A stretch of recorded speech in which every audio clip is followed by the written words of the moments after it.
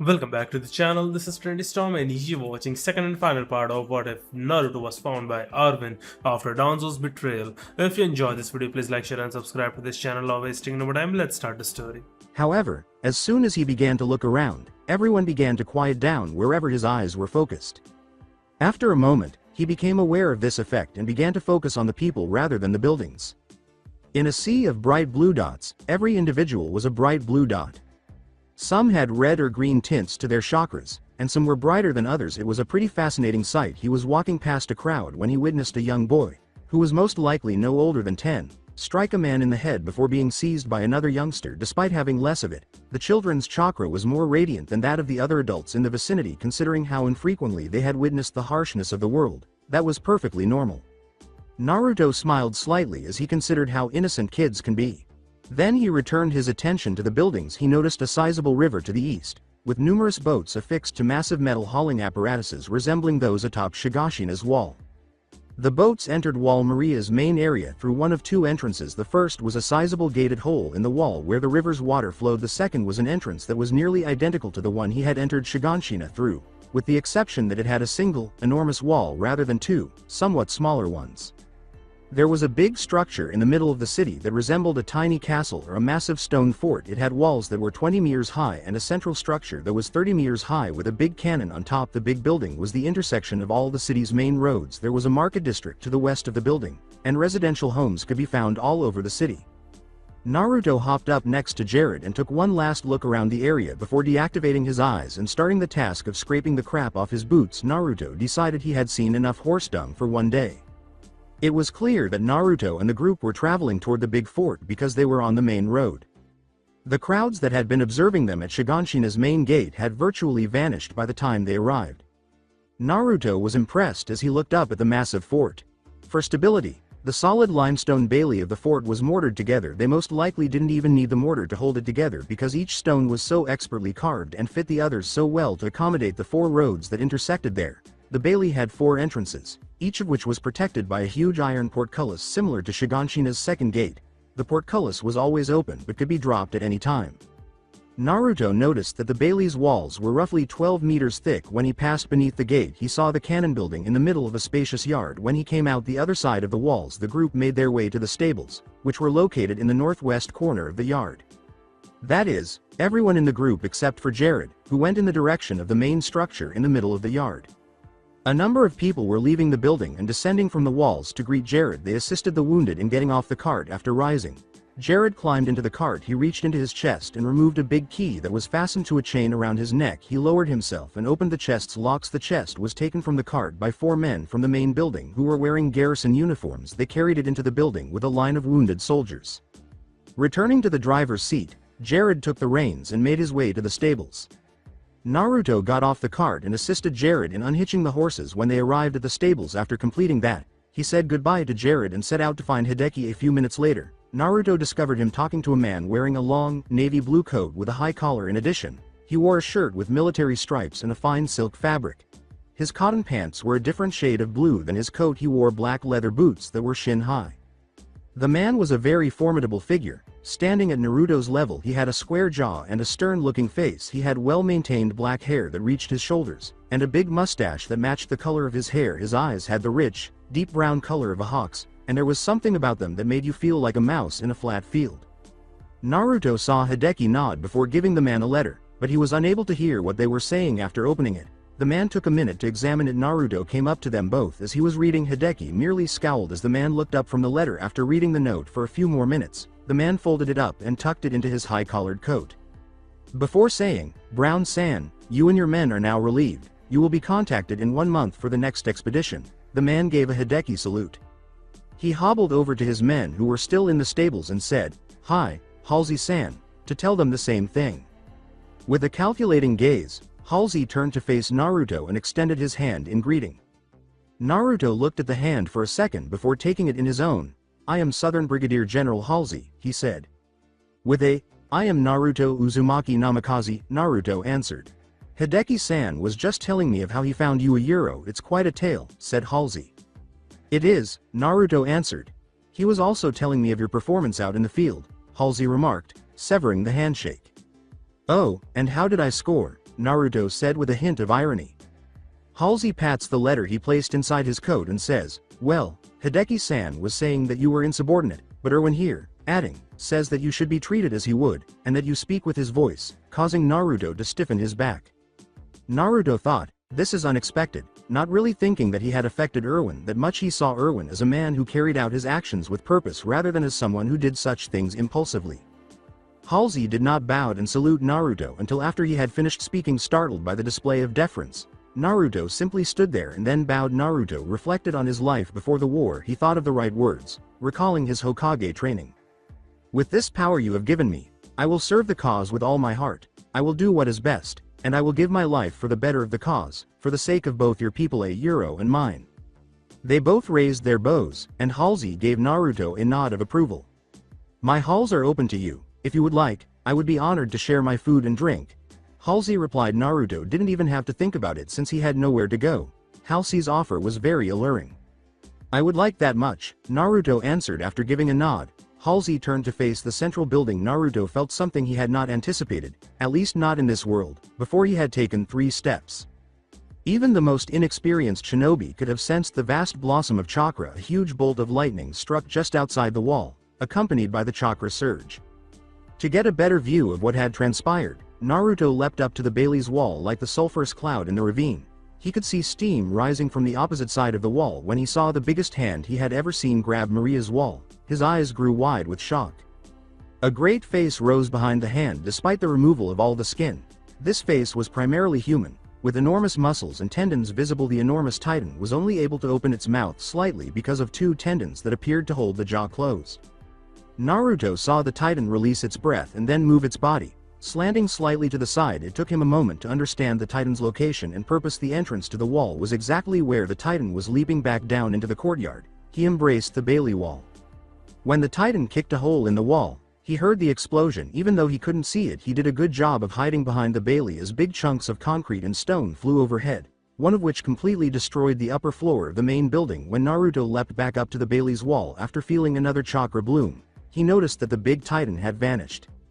Naruto turned to face the base of the wall, where he could already see titans entering through the hole the big titan had created with its foot. Then he turned to face the riders in the courtyard, who seemed frightened by the giant titan at the wall. He unsealed his Nodaichi by reaching into his sleeve. However, things slowed down and became a little blurry as he was removing it. Every sound blended into a single low bass. "Hello there, my esteemed counterpart," a voice inside Naruto's head said. Naruto sighed in his head. "What is it, L? This is not exactly the best time to be doing this," replied Naruto. "On the contrary, I think this is a perfect time to do this," countered L. "Do what?" Naruto angrily yelled. "Of course, let me be in charge," L said. Naruto asked, growing increasingly irritated with himself. "Why would I do that?" "Well, we both agree that I am a better battle commander," responded L. "And we can also agree that you are not exactly the most inspiring figure. These men need someone that they can follow, as much as a commander," retorted Naruto. "Halsey is doing a mighty fine job at being an inspiring figure. Just look at him," replied L. Naruto glanced at Halsey and saw him in the midst of slowly picking someone up off the ground and guiding him toward his horse, even though he could only hear him as a noise in a sea of the same noises. Instead of responding, Naruto entered a state of mental quiet. "So?" asked L. "All right," said Naruto, closing his eyes as time, as he understood it, began to return to its usual pace. L's eyes opened. He sagged forward slightly as his body grew accustomed to being normal. He turned to see that he was in the middle of drawing Naruto's sword with his arm before removing the sword from its sheath. He pulled it from his sleeve in order to feel its weight. He swung it a few times before sheathing it and turning to face the wall. "Let's see what we're up against, shall we?" L said to no specific person. He opened his eyes and looked around Shiganshina. When L's eyes were activated, they resembled Naruto's eyes in many ways, but they were much paler. When L's eyes were activated, he lost color but gained the ability to see through objects. He saw only different shades of black, gray, and white. When he looked around him, the brighter something was, the more chakra it had. Something was darker if it had less chakra. L saw the titans rushing into the city. As soon as he turned to face the wall, they were all visible, almost black against the white chakra of the wall and the city of Maria. The city was home to nearly 20 titans, and more were on the way. The people they encountered were being devoured by them. Most of them were moving in the direction of Shiganshina's market district. which had a large human population. A few of the Titans turned to face the river where the evacuation boats were located. He witnessed members of the garrison attempt to stop the Titans, but they were quickly defeated because they lacked true combat experience. He sighed in shock as he glanced up at the top of the wall enclosing Shiganshina to check on the ability of the garrison guarding the cannons. Whoever designed those cannons was an idiot of the highest degree, L said, more to himself than to anyone else. Despite being able to shoot straight up or down from the wall and being mounted on a track that allowed them to be moved to any position, the cannons on the wall could only point in one direction. Hence, the firepower that might have aided in the city's reclamation was directed in the wrong direction and would continue to do so. Before turning to face the courtyard full of Recon Corps members, he glanced toward the base of the wall and quickly noted the positions of all the Titans as they began to resaddle their horses. He noticed that they were all terrified. Leaping into the yard, L headed toward Halsey, who was gathering everyone around him so he could bring some order to the situation. L approached him and gave him a quick tap on the shoulder. Halsey instantly straightened before saluting after turning to face L, whom he recognized as Naruto. Halsey said, "Naruto-sama," as she stood at attention. "Halsey-san, do you suppose you could get their attention?" L asked, pointing to the group of men and horses that stood in for the Recon Corps. Halsey attempted to say, "I don't know, I guess I could trail," but L put his hand on his shoulder. L shot him a sharp look before beginning to infuse Halsey with his chakra.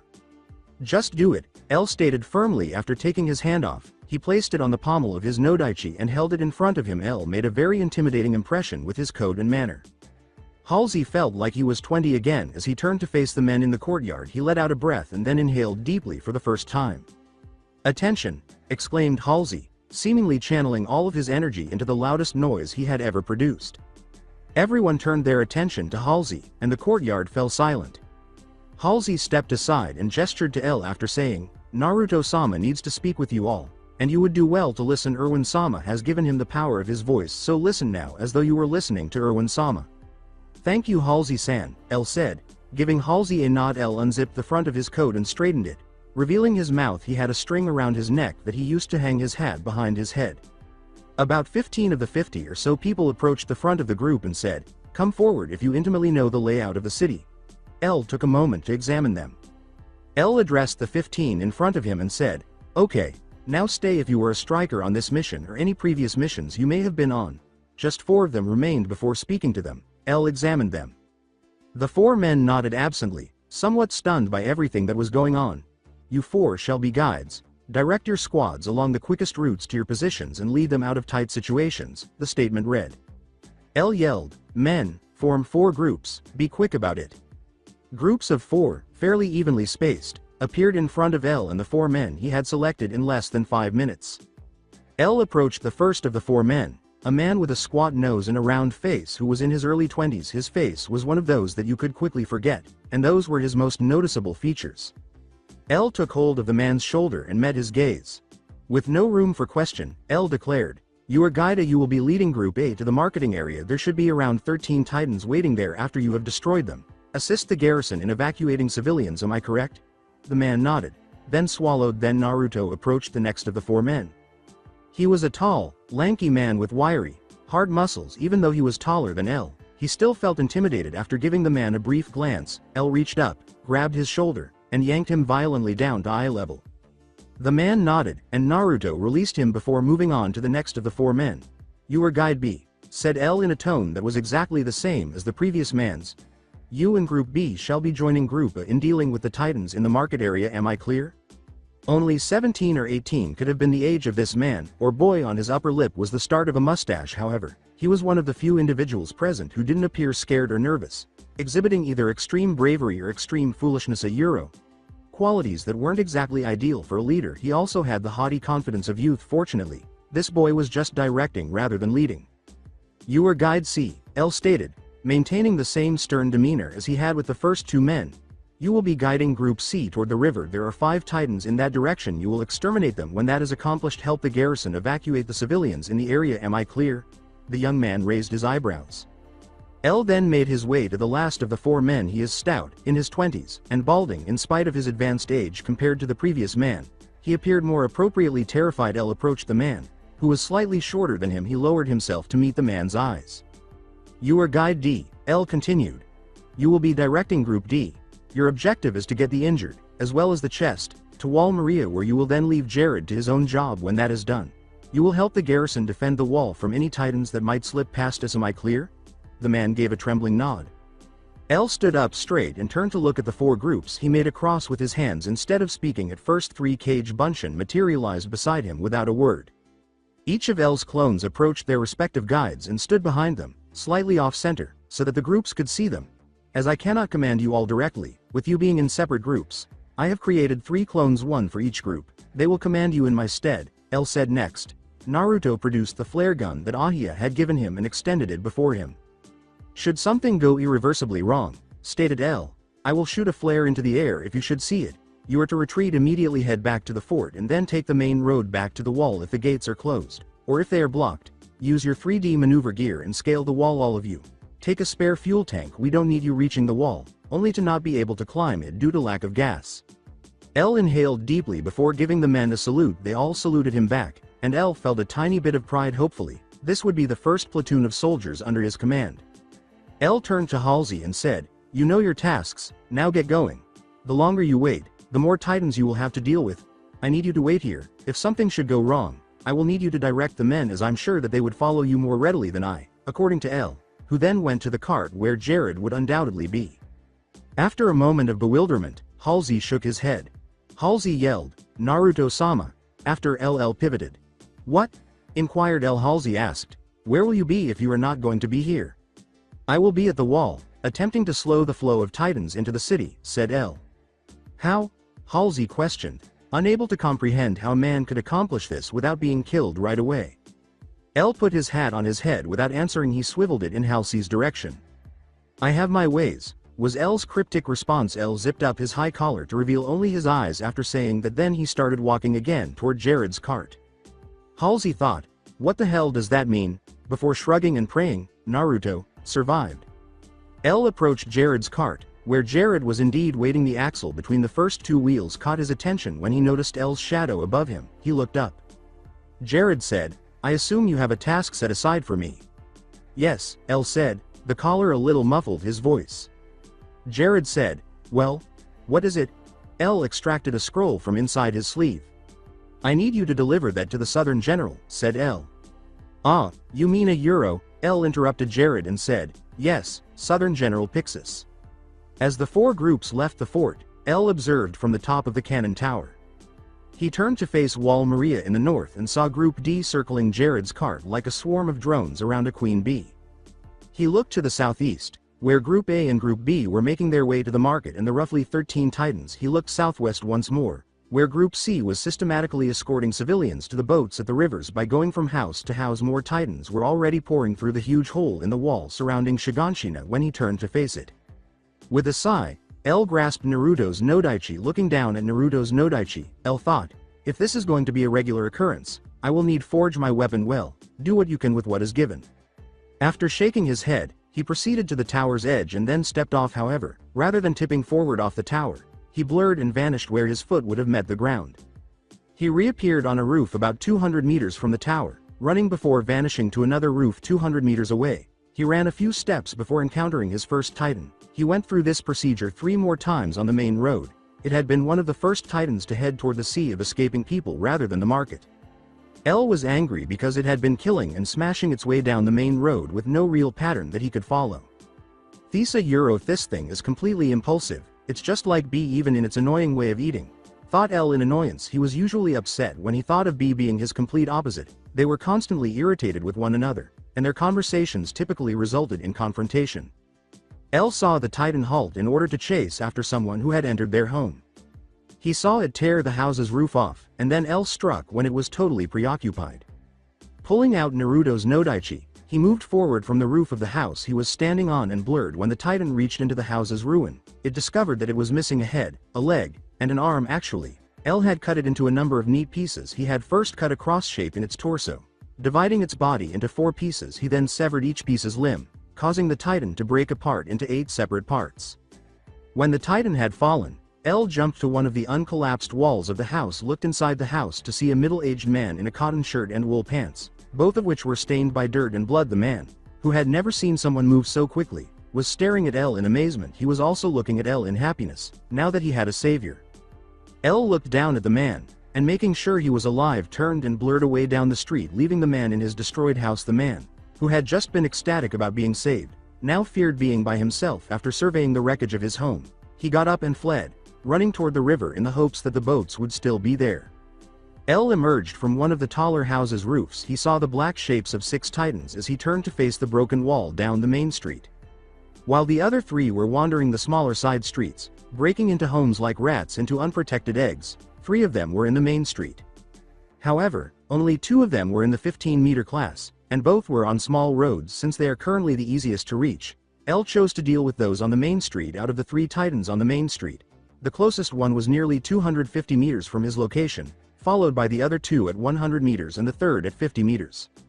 200 meters away, and 50 meters from the first of the titans, which was now swiping around its ankles in an attempt to capture some of the escaping civilians, L vanished from the roof and reappeared a split second later. It was challenging for the 9-meter-tall titan to swipe at the civilians because of its enormous pot belly. It resembled some obscure vegetable with its enormous nose.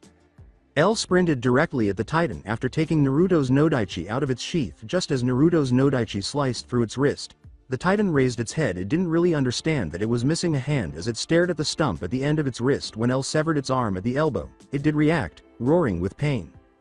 When it was over, L winced at the volume, his ears ringing a little. In an attempt to divert the titan's attention from the civilians, he had severed his arm and wrist while making passes at it.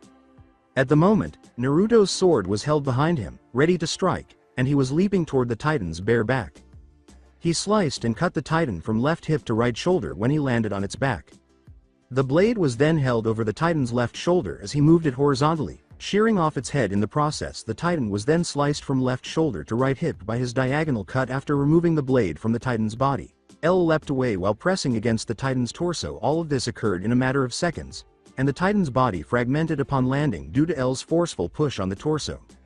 L gritted his teeth and looked down at the Nodaichi, breathing heavily. I told him that this sword was too heavy, damn it, L thought angrily, it's not even his good one either. He shook his head and turned to face the next titan down the street, standing 13 meters tall. This titan was severely deformed. Its right arm was long, with fingers almost touching the floor, but it was short, only reaching the center of its stomach. Additionally, its head was deformed, resembling an ice cream cone rather than a head. At the moment, it was digging inside an inn that had likely housed nearly 40 people. With its long arm, L saw a chubby old man, a Euro. Likely the innkeeper, a Euro. Being drawn out, it raised the obese man to its mouth after giving him to its short arm. L blurred into nothing, not waiting any longer. 200 meters from where he was, and about 150 meters from the titan, he emerged on a rooftop. He had drawn his sword. When no screaming man descended its gullet, the titan tipped its head back to drop the elderly man into its open maw. Instead, it saw the man on the ground, writhing in agony. With its arm still around his midsection, the man had broken his right leg in the fall and was holding it. For a brief moment, the pain caused the titan's body to tremble. It roared even louder than the previous titan, and although L was far enough away that the sound didn't hurt him, the combination of that and his mounting headache from all the annoying things that had happened to him that day caused his migraine to worsen quickly. Leaping from the roof, L appeared high above the titan, then faded away when the titan's short arm began to grow back from the stump L had left it. It ceased to roar. It was unaware that L was above it until it felt his sword piercing its skull. L had taken advantage of the fall and gained enough momentum to cut the titan's body in half. He landed and bounced back toward the chubby innkeeper, who was still wailing in agony. L took the man by the shoulders and threw him 6 meters away. The man, who had broken his wrist and further agitated his broken leg, screamed out in agony once more. He was so hurt that he didn't even realize he would have been crushed beneath a rapidly decaying, and still very much dead, titan if L hadn't thrown him from his previous position. L had infused his muscles with chakra to get out of the way of the falling titan. He dashed over to the man who was now yelling obscenities. L knelt beside the man and reprimanded him. Oh, shut up, be glad you're alive and deal with it. Pain is only temporary. Now stop squirming so I can set the bone. The man ceased to writhe but continued to whimper in agony. Before speaking, L sealed his hand. Sha Senjutsu, mystical healing palm. A bluish-green chakra that L used to feel the location of the man bone break wrapped around his hand. When he located it, he grabbed the leg and tugged, causing the bone to set. The man's eyes grew wide, and then he screamed loudly and passed out from the agony. At least he's quiet now, L thought as he repaired the man's leg with his chakra-covered hand. L used his chakra-encased hand to reach up to the man's head and grasp his forehead. After he had mostly finished mending his leg shortly after, the man suddenly awoke. sitting up and frantically scanning his surroundings. L attracted the man's attention by saying, "You should be fine. Get to the boats if you run fast. You could probably make it." Was there anyone else in the inn? After giving him a brief glance, the man shook his head. "No," the man finally said, his voice hoarse from yelling. After giving a nod, L got up and walked down the street to meet the final Titan on the main road. The voice of the fat man stopped him just as he was about to jump onto one of the roofs around the street. "Hey," the man exclaimed. L looked at the man as she turned around. The man held out his broken wrist and said, "What about my wrist?" L said, "What about it?" At him. The man gaped. "It's broken." The chubby man exclaimed. L turned around with a shrug. L leapt onto the roof and said, "You don't need your wrist to run, do you?" Then he began running from roof to roof in the direction of the last Titan on the main street. This Titan attempted to break into a house as well, at just 6 meters tall. It was small compared to other Titans, and its body was extremely lithe. This Titan looked fairly human in proportion. Its body was devoid of any grotesquely oversized or undersized parts. In fact, it could have been mistaken for a giant human without hair, minus the genitalia. Now it was reaching through the doorway, shoulder deep into a house. He could even hear the terrified cries of the family inside the house from L behind the Titan.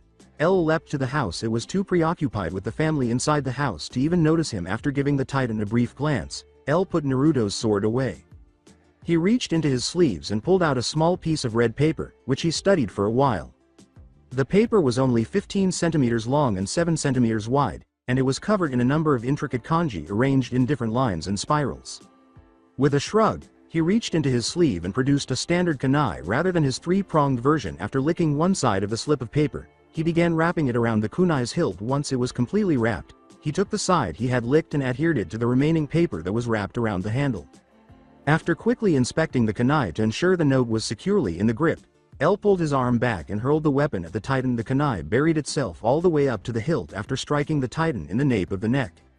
After experiencing a slight twinge of pain from the kunai, the Titan ceased searching the house and turned to face L. It pulled its arm out of the house and stood up when it saw him, but as it did so, the paper on the kunai's hilt caught fire and quickly began to burn.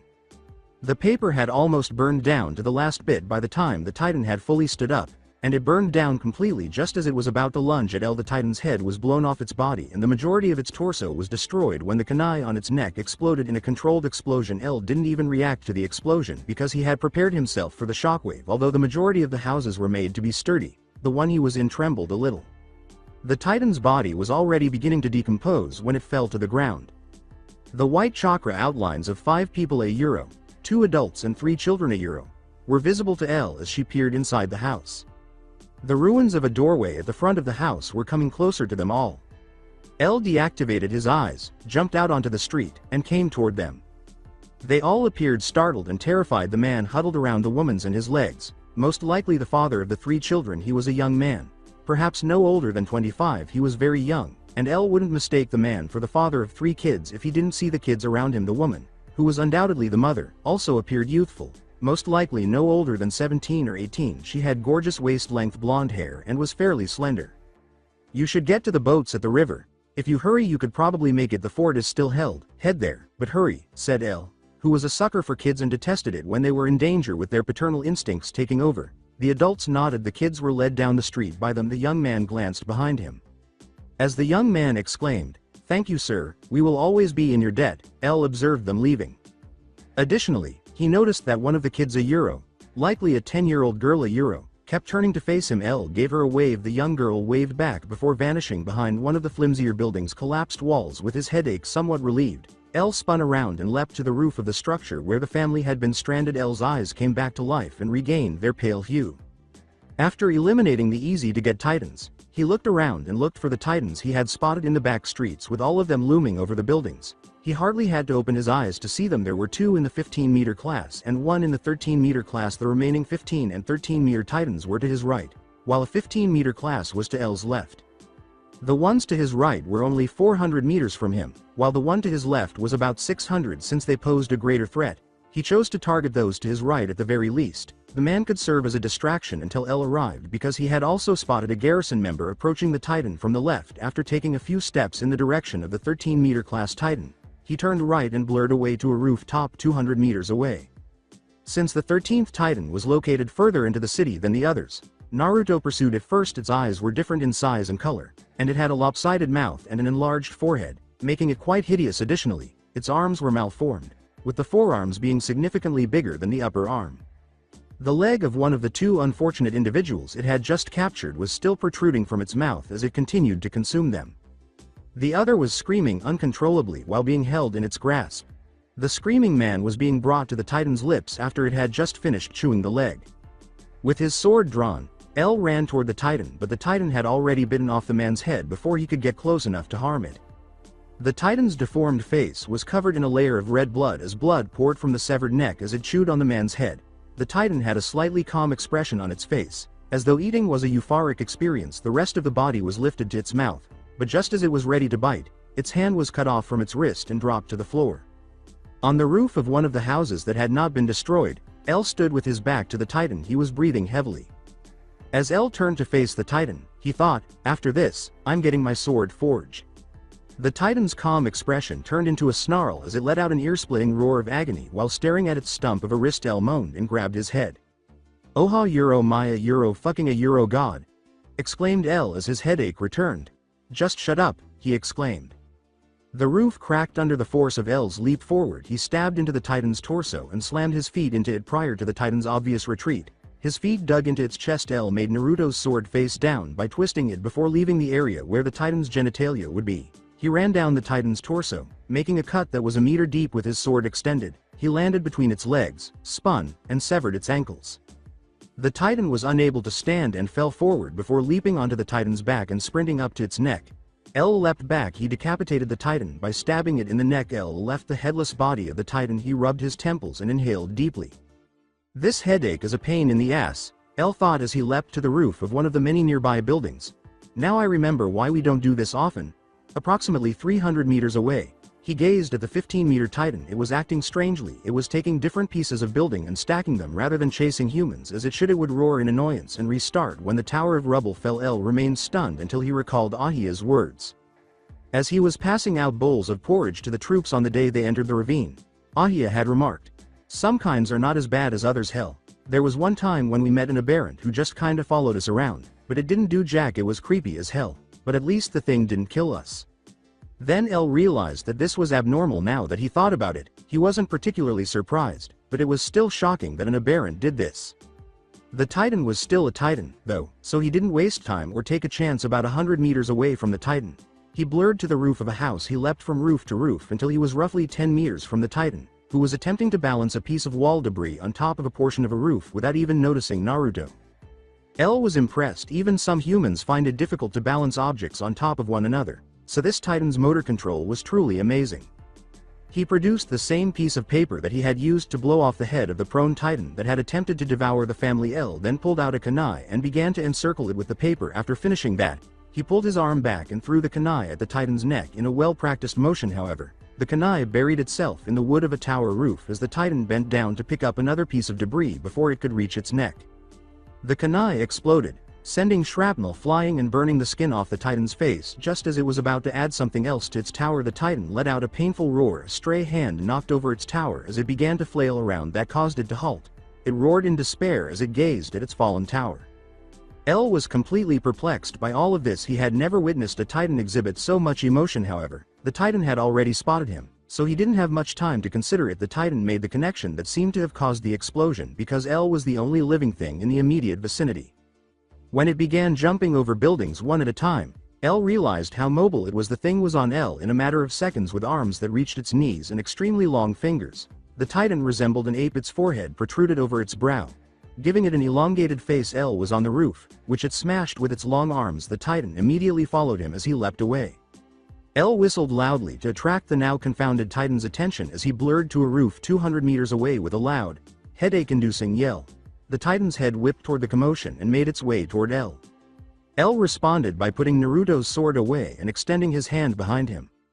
In his palm, a rapidly spinning sphere of blue chakra started to take shape. After waiting until the Titan was about 15 meters away, he leapt toward it, avoiding the enormous arms as he did so. The Titan's arms were outstretched in an attempt to capture him because L was inside its guard. The Titan could no longer move its arms, so it watched as L thrust his palm forward as the blue sphere in hand struck the Titan's face.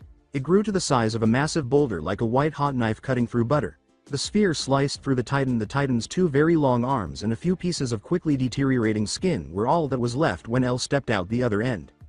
El inhaled deeply as the scent of burned skin and hair filled his nostrils, blurring to a roof away from the battle.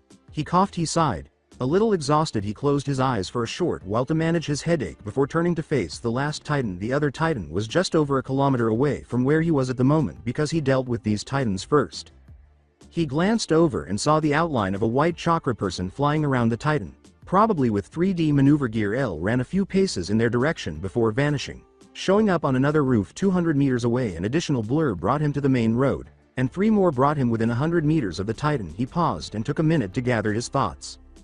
He noticed that the garrison man had apparently fallen to the ground after failing to kill it. He saw the man being lifted by the Titan. Naruto was a little taken aback when he saw the man lash upward and try to stab the Titan, but he had hit either one of the Titan's cheekbones or the bone above the nose because the blade snapped rather than going into muscle. With his headache still getting worse, El took one last deep breath. He surveyed the Titan's surroundings to see if there was anything that might be advantageous to him or potentially harmful. He did not want to see what he saw. There were 2 kids and an adult. The adult's eyes only showed chakra, and he seemed to be trapped beneath something, though he was unable to identify it at this distance. When he saw the Titan approaching the kids, he began running from roof to roof. He had a weakness for kids. The Titan was grabbing one of the kids, who appeared to be a 10-year-old boy. As the Titan was ready to seize the boy, El pulled out Naruto's Nodaichi as he pumped chakra into his muscle. Euro. The brain is a muscle. Euro. Time seemed to slow down. El cut the hand off the Titan's wrist as it flashed in front of the boy as the chakra drained from his system. He had a few moments to examine the Titan in front of him because he was still in a state of metaphorical nitro. It was pretty frightful. An unnaturally broad smile was plastered on its face. Fresh blood and pieces of flesh were all over the teeth. Additionally, the body was wildly out of proportion. Though he had seen many Titans of this size in the ravine, the head and arms were relatively small in relation to the enormously wide torso. It was actually kneeling at the moment and had very long legs. The Titan gradually began to realize that it was missing an appendage as time began to speed back up to normal. When El realized what he had just done, he groaned, but the Titan's painful, ear-splitting, migraine-inducing roar soon drowned it out. For the love of a Euro, El thought, drawing his sword back. Be silent, replied El. Creatures such as you do not deserve the air you are wasting with your foul breath. El pumped chakra into his body as he advanced at breakneck speed. He made his X cut from shoulder to hip as he landed on the Titan's torso. The Titan's head was then severed by him. He flipped backwards and landed on his feet, rushing forward. He sliced off the Titan's left foot with a spin of his sword. The Titan gurgled, presumably trying to let out another cry of agony, and then literally collapsed. The children, a girl and a boy, both of whom were about 10 years old, were there when he turned around. He noticed the boy's eyes were filled with fear. El moved forward and gave the adult a look. The woman was probably their mother. Her legs were crushed beneath a log, most likely a crossbeam, and her face was covered in blood and dirt, making it difficult for him to make anything of her. She had brown hair, just like the boy, and their faces were similar. Since the young child lacked all of these traits, El assumed that she was either adopted or heavily influenced by her father. El gave a headshake. He put their interpersonal relationships out of his mind, approached the log, and began laboriously lifting it. The fact that the kids were doing nothing annoyed him a little. The children wasted no time in grabbing their mother and removing her from beneath the log. Child, El said, attracting the boy's attention, if you value your mother's life, you will pull her out from this log now. With great relief, he let the log fall once her feet had cleared it. El approached the mother and knelt next to her. He muttered, Sha Senjutsu, mystical healing palm. As a layer of chakra materialized on his hand, the boy interrupted him as he began to run it over her malformed legs. A boy asked, What are you doing? El answered, unwilling to answer the boy's inquiries. The boy remained silent. I'm healing her now, be quiet, he said. El grimaced as he ran his hand over her leg. In a word, her femurs were completely destroyed in several places. The bones were totally broken. I know medical jutsu, but this is beyond me, thought El. However, he tried his hardest, and after about 10 minutes, he had fixed her bones as best he could to the best of his ability. He had assembled the bones. She would walk even though she was probably in pain every time. El got to his feet and began to leave. He helps the mother get up with the help of the kids. The boy's voice cut him off just as he was ready to leap to the roof. Wait. The boy's voice said. El cut the boy off in the middle of his sentence. What's your name? The boy asked. Despite finding the question strange, El gave in to the boy. My name, El started to say, El, but stopped himself. It didn't have the name, El, and wasn't his body yet. Having said, "My name is Naruto Uzumaki," he leapt onto the roof of one of the nearby buildings and remained there for a brief moment to check on them. The mother called out, "Eren, Mikasa, we need to get to the boats quickly before they fill up," he heard with a final deep breath. L blurred away from the building, nodding to himself, now sure that they at least knew where to go.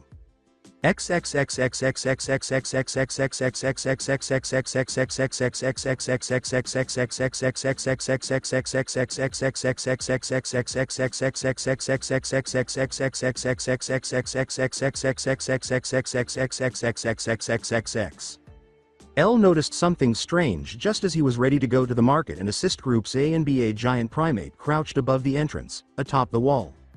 However, it wasn't the primate was as big as a titan and had a titanic build, with the exception of its bare torso, which was covered in hair. Given that it was only a kilometer or so from the wall, L made the decision to look into it since he began his small mission of clearing out central Shiganshina. 3 more titans had broken through the wall after he dealt with the one that could scale the walls. He could deal with the smaller titans that had broken through. From roof to roof, he merged until he reached the base of the wall surrounding Shiganshina. The ape-like titan was still visible when he looked up. Peering over the edge at Naruto, the ape titan did something unexpected and beckoned Naruto up just as he was ready to begin running up the walls. This very human gesture astounded Naruto. In order to combat the force of gravity, he quickly began running up the wall while adhering to it with chakra and incorporating it into his body. Almost 3 minutes passed before he reached the top of the wall. He had moved to avoid being in the exact spot where he had last seen the titan. He had no idea if the titan was there to eat his head off. L scaled the precipice. He searched for the ape titan and discovered it sitting in the center of the wall in a lotus position with its hands on its long thighs, uncertain whether it would attack him or not. L approached it cautiously. He moved to stand right in front of it. He took a seat at the edge of the wall in his own lotus position. He would simply lean back and tumble off the wall if the titan attacked. The fall would not kill him. The titan regarded him for a while, studying him without question. L believed that this titan was far smarter than any other titan he or Naruto had yet met. With a deep baritone that echoed inside its massive chest, the ape titan said, "I suppose, if you were normal, that you should try to kill me." "No?" Completely caught off guard, L stammered and almost toppled over the wall. The titan said, "But then again, you're not normal, are you?" L merely sat there, still attempting to make sense of the talking titan. The titan frowned after sitting there in anticipation. The titan thought to himself, "Maybe we don't speak the same language." Finally regaining some sense of normalcy, L responded. The ape titan then looked up and grinned, saying, "No, I can understand you perfectly well. It's that I never expected to find a titan that could speak any language at all." Even though it was a distorted and frightening smile, it was still a smile. "Well, you should know that you are being quite a nuisance by now. My titans should have already reached the wall, but instead they haven't even made it to the fort yet," said the titan. "That would be my doing, yes," L answered. He wanted to see where this conversation would go, but he wasn't sure what to make of it. The titan said, "While it is annoying, it is not too troublesome, and it provides us this time to talk." With a deranged smile that never left its face. This was not the kind of smile a crazy person would have while massacring hundreds of people. No, it was more like the smile you get when someone knows something you don't, and you know it would probably make you very unhappy. "Well, that's good at least," L said with a hint of irony throughout this conversation. He had been monitoring the city, and the groups were all doing fairly well, with Groups A and B on the verge of destroying the titans in the market district. "So, if I might ask, who are you, or rather, what are you? You can't possibly be human," asked the ape titan before responding. L. Ed. For a while. "Well, as to who I am Naruto Uzumaki of Omegacure, and as to what I am, I guess you could call me human, although I'm not wholly sure myself," replied L. "I would ask you the same. You cannot possibly be a normal titan." "If I had a name, I forgot it many years ago. For now though, I guess I could be called Beast." "You would also be right in assuming I'm not like those down in the city, but I am still a titan," replied Beast. "So, I assume you command the titans in the city," said L. "Yes," said Beast, "and I assume that you command those 3 groups of titan killers." "That would be correct," L answered. "They are annoying as well, but I guess that you would be the more annoying one. I can deal with that, but you are also the most powerful, and if what you had said was true, then you would be that much more devastating," said Beast, more to himself than anyone. "What?"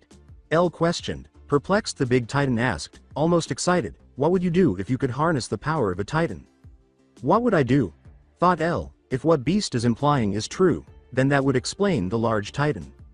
"I don't know what I would do with it," L said. The Beast titan scowled, obviously anticipating a more satisfactory response. On the one hand, If I made it back to where I came from, it would serve a very powerful military asset. The thing is, I don't know what detriments there would be to using such a thing, and from personal experience, things that give you power usually do some pretty nasty damage to you, too, one way or another. The Beast Titan did not frown, but he also did not smile. And anyway, why would you offer me this? As of right now I am, for all intents and purposes, your enemy, replied L. With a mean, nasty smile, the Beast Titan flashed his teeth once more. Curiosity, it responded. As of right now, I have only had a few exceptional ones come from this, and I have found that they had exceptional qualities. Things that put them aside from others. Now I see you, someone with incredible speed, inhuman strength, and above average intelligence, along with something I have never seen in my life. I would give a lot to see what kind of Titan you would turn out to be. L was surprised by this response. Human nature was characterized by curiosity, and this Titan sounded very human. He didn't exactly trust this Titan, and deceit was another aspect of human nature. Beast sighed deeply and rose to his full 17-meter height. I'm sorry, Beast, but I think I will have to pass. I have enough internal monsters to deal with without adding another to the collection, he said. Well, it's a standing offer. We will meet again. I guarantee it. If you ever change your mind, head south to the ravine, then turn east until you find a large body of water, then turn south again. You will find me if I haven't already found you, stated Beast as he stretched his arms. He swung forward and attempted to seize L. Now I think it's time I took over Wall Maria, he said. It was surprising to L how quickly the Beast accomplished this. If he hadn't positioned himself at the wall's edge, Beast most likely would have gotten him. Three things occurred as L was falling. First, there was a loud roar from the top of the wall, which was almost definitely Beast. A big chakra bloom appeared close to Wall Maria. A few seconds later L glanced at a giant, 15-meter tall Titan that was entirely covered in thick bone plates. The gate at the base of Maria's wall was being charged. L sensed and then witnessed a massive horde of Titans rush the wall surrounding Shiganshina. Almost immediately after the massive Titan appeared, a massive wave of 15-meter class Titans rushed through the wall's opening as soon as L touched the ground. L thought, shit, as the first of the Titans charged at him after falling 50 meters. He was still a little tender.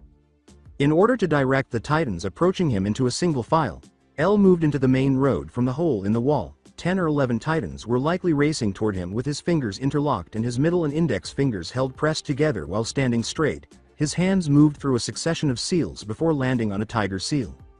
He shouted, Kaden. Ga-ria, Ka no Jutsu, fire release. Great dragon fire technique. And poured as much chakra into the technique as he could without breaking any of his chakra pathways. Out of L's mouth, a huge dragon formed of flames so hot that it was almost invisible roared down the street. The heat caused the cobblestone beneath the dragon to turn red hot, and the nearby houses began to catch fire. When the first Titan came into contact with the dragon, it was already burning from the extremely hot air in front of it, and it was nearly instantly vaporized after passing through all 11 of the street's Titans and partially entering the wall's demolished tunnel. The dragon burst into a superheated ball of fire and air. L noticed that the entrance to the tunnel resembled a hellish furnace, and the stone inside was a deep red melting mess. That'll buy us some time, L thought as he took the flare gun Ahia had given him out of his sleeve. He could see hundreds of Titans rushing the wall, their black shapes visible even through the wall. He raised the flare gun and squeezed the trigger. A metal shell burst into the air with a loud bang, leaving black smoke in its wake. He observed his troops' instant response. They all turned and began racing toward the fort, almost as one. L also turned and went toward the fort. The second wave of Titans had already passed through the wall in just 3 minutes, though they were severely burned and moving very slowly as they regenerated. Groups A and B were in the courtyard getting ready to depart when L leapt up to the Bailey. His clone was leading Group C from the river. When he turned to look to the right, they were 5 or 6 minutes away. Naruto-sama, what's the situation at the wall? L noticed Halsey waving up to him as he peered down into the courtyard. There are numerous Titans coming through, more than even I can handle, replied L. At least without endangering all of you, L said to himself. When L looked up after hearing a loud bang, she saw 8 people operating the massive cannon atop the tower. L gave Halsey a curious glance. Halsey began, when I saw the flare, I told a few of my boys to go up and man the canoe. But another loud boom from the cannon interrupted him. Make sure there are enough horses for them. We'll be leaving when Group C arrives, said L leaping into the courtyard. He prepared his own horse. There were no civilians in the fort, all of them most likely having already gone through either to the boats or the wall. L remembered the armored Titan that had rushed Wall Maria. He was too impatient to see what had transpired. The operators were somewhat startled when he leapt up to the cannon tower. L ignored them and turned to face Maria on the wall. Fuck. L thought there was a huge, titan-sized hole that led directly through the gate that guarded the wall Maria's entrance. This implied that a titan was situated beyond the wall. Group C was practically inside the fort. When L turned to the right, he turned around and spoke to the crowd in the courtyard from the edge of the tower. "Get ready to move out. Once Group Circa gets here we'll all be leaving," said L. Everyone in the courtyard jolted to attention and got on their horses when L heard the whistle. He saw Halsey motioning for the operators to take action. 6 of the operators began tilting the cannon all the way back until it was facing straight up in the air, indicating that they understood what it meant. The other 2 men seized a huge cylindrical object that resembled the flares that the garrison and Recon Corps had fired. They fired it after loading it into a breech in the rear of the cannon. Before the biggest flare L had ever seen shot out of the cannon's barrel, there was a tremendous bang before flame shot out from the flare's back, transforming it into a rocket. It flew for roughly 10 feet. It moved through the air, leaving behind bright red smoke. Then, as it approached 2,000 meters above the tower, it exploded, sending more red flares skyward. These flares lasted until they were about 200 meters above the tower, at which point their smoke stopped. L looked down into the courtyard where Group C used their 3D maneuver gear to propel themselves over the Bailey's wall after the last of the flares had extinguished their smoke. All of the portcullis had been closed except for the northern entrance, where they would all be leaving. L jumped down to his horse, which was standing next to Halsey's horse at the head of Group A. He got on his horse and ordered his clones to dispel it. In his mind for a moment, he stiffened as he sifted through the data his clones had provided. 9 individuals had been lost by Groups A and B, and 4 by Group C. Halsey climbed onto his horse and drew his long cavalry saber. "May I?" Halsey asked, turning to L. "Go ahead," L said, holding onto his horse's reins. "Men," Halsey's voice said, "forward." Through the fort's northern entrance, the entire group charged forward as one man. An elderly codger who appeared to be dressed in Recon Corps uniform was manning the portcullis. As L passed it, L leaned in Halsey's direction. "What about him?" L asked, pointing to the elderly man. "He is old and frail. His bones would probably snap if he rode a hose too long," said Halsey. "Then he should have gone with Jared, or to the boats," said L. "Didn't want to. Said he'd rather stay and defend the fort at any rate. He's lowering the portcullis for us. Said he'd keep the place until we returned." "Stupid," thought L. "Still a Euro, it's a better death than most." As they got closer to Wall Maria, L sat there reflecting for a while before an idea struck him. Halsey glanced over and said, "Halsey-san, what was the flare for?" "It alerts anyone outside of the wall to come back immediately. It also lets those at Wall Rose know that something has gone horribly wrong out here, and to be prepared to receive the boats." "I see," L replied. L thought, "Shit, I forgot about Erwin. Considering what he had done to the tunnel, he'll get through," she said. L experienced yet another big chakra bloom after deactivating his eyes back in the fort to conserve chakra. He swiftly reactivated them, expecting to see another titan. He peered through the wall in front of them, but he saw nothing. "So the armored titan must have deactivated," hypothesized L. "That's one less thing to worry about right now." Before time slowed and everything around him began to blend together into a single low bass, L rode in silence. Telling Naruto, "I think it's time I have my body back," L let out a sigh. "But this headache is so nice," L mockingly retorted. "L," Naruto uttered menacingly, okay, just hold on, geez," L said as he closed his eyes and experienced a mental tug before losing consciousness once more. As soon as Naruto opened his eyes, one of the worst migraines he had ever experienced hit him. "Oha Euro fucka Euro L, you are never getting control again, you treat my body so harshly," thought Naruto. Logic must have been exhausted from controlling a body, because it appears that he has fallen asleep, Kurama's voice said. "No shit, he wore my body out," Naruto shot back. As Kurama put it cynically, "Well, now you have a nice, long, pleasant ride ahead of you." Naruto responded, "Hee, fuck you," feeling agitated due to his headache. "No thank you, I don't swing that way," Kurama said, maintaining his sarcasm. Naruto, not in the mood for Kurama's antics, thought, "Just be quiet, will you?"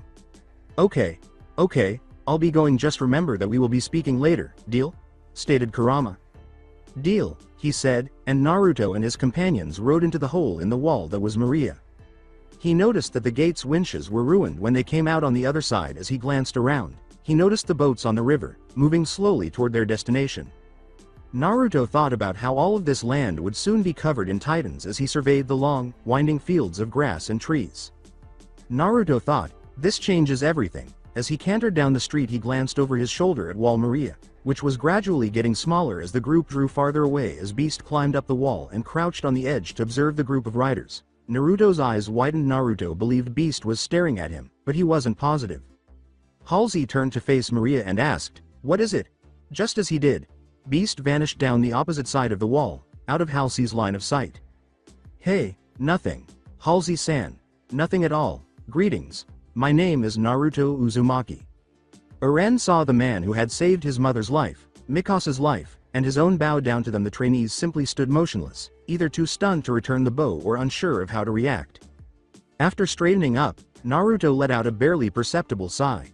Naruto thought, I suppose the first thing they learn will be manners. He put the hat he had removed for his introduction back on his head. He stood with his arms folded in front of him, assessing each trainee with a close examination. He didn't say anything else for a few minutes. "You are the 104th trainee squad, and the first to participate in a newly instated training regime. In this training, there will be two groups, Group A and Group B. Group A will be receiving the standard training and will be, more or less, operating exactly like all of the trainee squads before you. The top 10 will be able to enlist in the military police and the rest will go into either the Recon Corps or the garrison. The majority of you are inevitably going to go into this Group A." Naruto paused, taking a deep breath, before continuing. "Group B will be operating a little differently. Those who are in it will be trained to become as proficient as humanly possible at killing titans. You will be humanity's ace in the hole if you choose or are chosen to go into Group B. You will not be able to go into the garrison or the military police. You will be going into the Recon Corps." That said, you will be more powerful than any other, being trained to do things you would have not thought possible.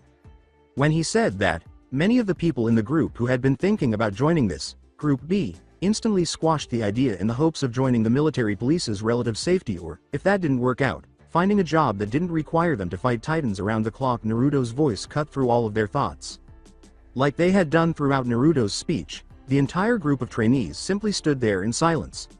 "Those who wish to join Group B, come to the front of your rows. Those who wish to join Group A, stay as you are. Shadis will collect you," Naruto said.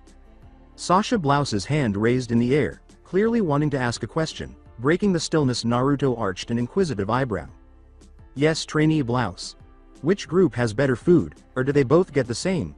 replied Sasha. When the girl behind Naruto snorted at the question, she broke her stoic demeanor. Naruto grinned slightly in amusement as well. "Ah, a soldier who thinks with their stomach," Naruto retorted. Sasha blushed in embarrassment as he said this, lowering her hand and turning to face the floor. She whispered to herself, it was only a question, but Naruto could still hear it even though she was far away. He chuckled. "It wasn't an insult, as they say an army moves with their stomach," said Naruto, "and to answer your question, Group B's better funding, as well as its need to look after our trainees' bodies, makes it so that it would have the better food out of the two." "Oh," Sasha said plainly, "well, then I know where I'm going." Sasha moved to the front of her row after saying that. Before long, 10 trainees were standing in front of the others as more began to come forward. A trio was the first to emerge following Sasha. A tall boy with short blonde hair and gold eyes led the group. He had a very intimidating appearance due to his height and broad chest. Well, as intimidating as a 12-year-old boy can be. Reiner Braun was the name of this boy. A boy with short brown hair stood behind Reiner Braun. He was taller than Reiner by a small margin. However, the brown-haired boy was lanky and meek, resembling a beaten puppy, in contrast to the broad and intimidating blonde boy. Bertolt Hoover was the name of this boy. A blonde girl was standing next to Bertolt. Despite being the shortest of the three, she had the most muscle and was exceptionally well developed for her age. Her bangs hung down in front of her right eye, and her shoulder-length blonde hair was pulled up behind her head. Her demeanor was one of great indifference, and her blue eyes said little about her. Annie Lenhart was her name. Eren and Mikasa soon followed, their nervousness radiating from them in waves. Shortly afterward, Armin arrived and saw them both up there. He felt a little like a fifth wheel, at least in their current circumstance, even though he was aware of Eren and Mikasa's connection to the man in front of them. Connie Springer was, surprisingly, the next to be mentioned. Shadis had dropped him on the ground, leaving his hands and knees covered in dirt and his uniform scuffed. He approached Annie and gave her a proper salute. He was the first to do this, despite his seeming lack of intelligence, and Naruto gave him a little smile in appreciation. The others did the same when they noticed, but they clearly had forgotten. 2 girls arrived last. Krista Lenz, a small, blonde girl, was the first to arrive. She was one of the smallest kids in the entire squad. With a short, petite frame, she had a very sweet, almost dreamlike, personality and blue eyes.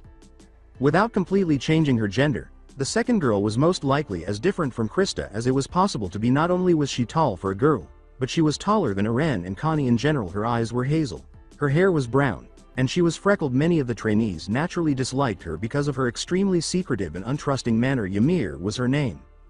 When it appeared that no one else would volunteer, Naruto nodded and turned to face Shadis. Naruto turned to face the 10 trainees in front of him and said, "I have enough. Shadis-san, you may take the rest," but he remained silent and waited for Shadis. From the side of the trainees, Shadis exclaimed, "All right, maggots. Those of you too pussy to fight titans, follow me." The cabins were on the east side of the training area, and Shadis turned and began to march toward them. The trainees who did join Group B turned around and did the same. Naruto didn't talk to the 10 in front of him until all of the trainees had departed and were a good distance away. "For those of you that chose to come into Group B, congratulations, you are now part of the Recon Corp," replied Naruto. "Do you have any questions?" The kids in front of Naruto appeared nervous and were having trouble coming up with anything at the moment. Eren wanted a private conversation, but he wanted to ask if he remembered him. He may have had an idea for a question, but Connie beat him. Still a little nervous from his altercation with Shadis, Connie asked meekly, Uzumaki-senpai, you really meant what you said, right? We are going to become powerful, right? That wasn't just something you said to get us to join?" Naruto laughed as he glanced at Connie. "Connie-kun, first off, call me Naruto-sensei, or if not that then just sensei. That goes for the rest of you as well," Naruto said to the other kids present. In response, Naruto pointed to the girl behind him and said, "And to answer your question, do you see the girl behind me?" "Yes," Connie replied. Naruto turned to face the girl and said, "Chana-chan, could you show them your latest creation? She has been my student for close to 3 years, the same amount of time I will be training you." After giving a nod, the girl moved to face Naruto. After that, she moved through the line of older kids until she was about 3 meters ahead of them. "Watch this closely, it is quite something," Naruto said, giving Chana a nod. The younger girl stood in front of them, and they all turned to face her.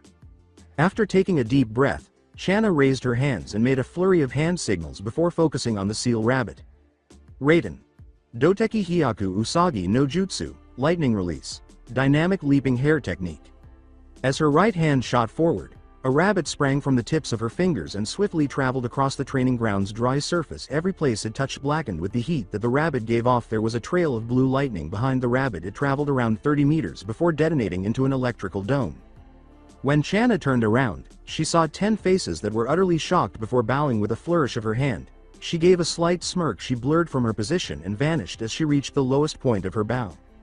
The trainees started searching for Chana with their eyes. Although they were all looking in the wrong direction, it wasn't until Naruto coughed, getting their attention, that they saw her standing behind and to the side of Naruto. "Does that answer your question, Connie-kun, or do you require another demonstration?" asked Naruto. Connie just stood there shaking his head, too awed to speak. After giving a nod, Naruto surveyed the entire group. Naruto said, "Are there any more questions?" After a minute had passed, Naruto was about to resume his instruction when Mikasa spoke. "Sensei?" "Yes, Mikasa-chan, were you the man that was at Shiganshina 3 years ago?" After standing there for a while, Naruto squatted down and gave Mikasa a stern look before turning to face Eren. After a minute or so of staring at them, he nodded. "I thought I recognized you too. You were those 2 children trying to get your mother from under the crushed house, right?" After giving a nod, Mikasa glanced down and grabbed the band that was holding her hair back. She did not take well to being reminded of her surrogate mother's passing. Naruto gave a nod and got to his feet. "I would ask how your mother is, but I think I know what happened. She participated in the expedition, didn't she?" Eren and Mikasa both nodded. Naruto said, "Hey, what a load of bull that was, but I suppose it was a necessary evil," pausing when he saw the intense looks Eren, Mikasa, and Armin were giving him. With rage in his voice, Armin questioned, "How can you just call the death of 200,000 people a necessary evil?" Naruto's eyes softened as he turned to face Armin. Naruto said softly, "Who did you lose? And don't dodge the question," Armin said angrily, "My grandfather." Naruto's eyes hardened as he asked, "Armin-kun, what do you think would have happened had we not sent them?" Armin turned away angrily, knowing full well what would have happened, but he remained silent. "We would have all starved, you, your grandfather, everyone. Your grandfather died so that you could live," said Naruto. Furious, Armin turned back to Naruto. "It still isn't right. No matter what, you shouldn't send someone to their death just for the purpose of dying." "Then do something about it," said Naruto. "Train, get strong, so that you can prevent that from happening again or get into a position where you make that decision. Armin stared at Naruto in stunned silence before he looked down, and his eyes began to well up with uncontrollable tears after a few moments of standing there crying. He wiped his eyes, looked up at Naruto, and saluted. Softly, "Hi, sensei," he said after nodding. Naruto surveyed the group of kids in front of him. This time, nobody spoke. Naruto asked, "Are there any more questions?" "Good, I assume your belongings are in your cabins," Naruto said. Every child gave a nod. "Okay, I'll give you 20 minutes to gather you things and meet me at the entrance to camp." After giving a salute, every trainee sprinted as quickly as they could in the direction of the cabins. They were both childish and militaristic at the same time, and Naruto shook his head in amusement. Despite their unavoidably chaotic upbringings, I suppose they're still only kids, Naruto remarked to himself. Channa approached Naruto and looked up at him, asking, "Why would their childhoods be messed up, sensei?" "My reasoning is quite simple. What child would willingly enter into the military at age 12, to fight the... That's rich, coming from the man who comes from a world where children can, and do, enter the military at age 4, and are killing people by age 8, Kurama said, interrupting Naruto. "Damn it, Kurama. You can't do that while I am in the middle of talking. People will think I'm insane or something," said Naruto. Channa asked, "Sensei, is everything alright?" "See, this right here proves my point," Naruto thought to himself. He grinned as he glanced down at Channa while still a little taken aback by Kurama's unexpected interruption.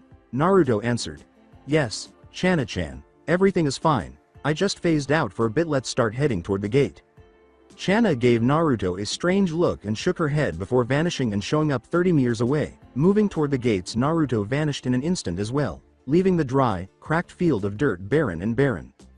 Armin sighed as he peered out the carriage window for what felt like the umpteenth time that day. The dense green forest of Eastern Wall Rose had replaced the arid, hot land of South Wall Rose. The Eastern Wall Rose forests had been the kingdom's primary source of wood since Wall Maria and the Great Forest were lost. Armin shifted his gaze from the window to the other passengers in the carriage. The two girls joined last, followed by the three who lined up after Sasha. No one exchanged words really. Nobody moved at all of them simply remained silent. Armin let out another sigh, then turned around and peered out the window once more. Although his cabin was far from Aren and Mikasa's and he had taken a lot longer than they had, he would have preferred to be in their carriage. As a result, when he eventually arrived at the carriage, everyone had already boarded, leaving him to occupy the only available space. He had attempted to converse, but all he received were straightforward, yes, or no, responses. After a while, he had stopped asking, and there was an awkward silence throughout the carriage. 8 hours had passed since then, and Armin was already quite sick of the quiet. He glanced at everyone, turning away from the window. They were all seated 3 to a side, with Krista seated next to Annie and across from Armin, Reiner and Bertolt across from each other, and Annie next to Reiner and across from Ymir. In addition to the obvious practicality of her position directly across from him, Armin chose to speak to Krista first because she appeared to be the least intimidating of the passengers in the carriage. Armin said, Krista-san, in an attempt to start a discussion. "Yes?" Krista asked, a little hesitantly. Armin said, not really considering what he was going to ask her. "What district are you from?" was the first question that sprang to mind. Armin sighed inwardly at posing such a perfectly reasonable and everyday query, but as soon as he did, he noticed Krista's eyes growing wide and a little agitated. Krista answered, "Uma Euro I, Yuha Euro Utopia, I come from Utopia," and then she calmed down a little. Armin said, "Oh, okay," as he was at a loss for words to carry on the discussion other than serving as the Northern Scouting Legion's staging area.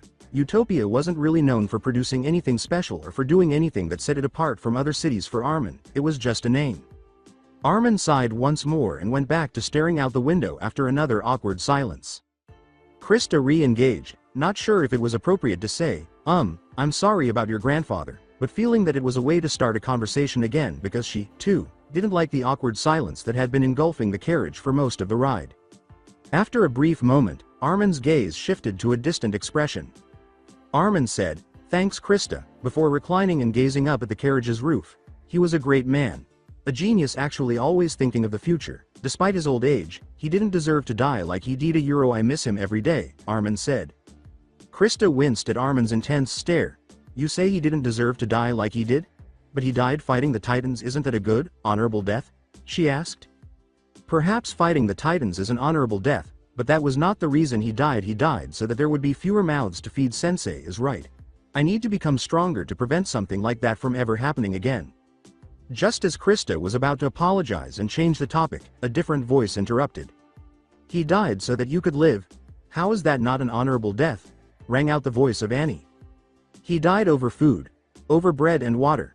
How can you say that is an honorable death?" Armin angrily retorted.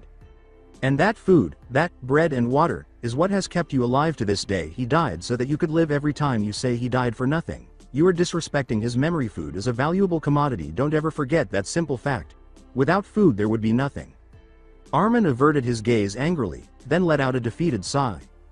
After saying, "Remember Armin-san, your grandfather died for you, no one else, just you. You should thank him and live your life to the fullest because, in truth, you are living for both yourself and your grandfather." Annie stopped speaking and went back to gazing at the wall above Ymir's head. Armin let out another sigh and then peered out the window, wondering how long it would take for everyone to arrive at their destination. The following day, as evening was drawing in, 2 carriages were spotted riding up a sizable hill close to the center of Wall Rose's Eastern Forest. 10 trainees from the 104th Trainee Squad were in these carriages, gazing in wonder at the hill and its surroundings. A massive brick, stone, and wood fortification covered the top of this hill. The structure appeared to be a cross between an aristocratic mansion and a military fort. Young trees and neatly trimmed grass covered a sizable space in front of the main building. There was a bailey close to the main building, and a deep ditch encircled the hill's base with a curtain wall. There were 5 houses surrounding the main building. The style and materials used to construct each house were distinct from one another around the central building. They were all arranged in a star pattern, with equal distances between them. The whole estate was enclosed by a little stone wall. On the side of the wall that faced the main building's front was a huge iron gate. The carriages approached the big iron gate and came to a halt, their drivers making the tiger sign with their hands in front of them before vanishing in a cloud of smoke. Naruto emerged from the leading carriage. In an instant he approached the iron gate, which, upon closer examination, turned out to be a solid piece of metal with no seam down the middle. He reached out and touched the middle of the gate with his right hand. As soon as his fingers touched the middle of the gate, a dark black seal briefly materialized on the back of his hand before returning to its natural color. His hand began to shake when he took it off the gate, then sank strangely into the ground, leaving a huge hole in the stone wall. After turning around, Naruto made his way back to the carriages, knocked on the first one, and then proceeded to the second. He popped his head in the door after opening it. After saying, "We have arrived, gather your things," Naruto stepped back to give the trainees some space to exit. Reiner and Bertolt left first, followed by Annie and Ymir, and then Armin and Krista. They were all carrying standard-issue military rucksacks that were stuffed with their meager possessions. They appeared to be waiting for Naruto's instructions as they stood in a line in front of him. When Naruto turned to face the first carriage, he saw that the other trainees were standing in front of Channa in a similar manner. It seems that Channa has earned their respect with her little light show earlier, Naruto thought to himself.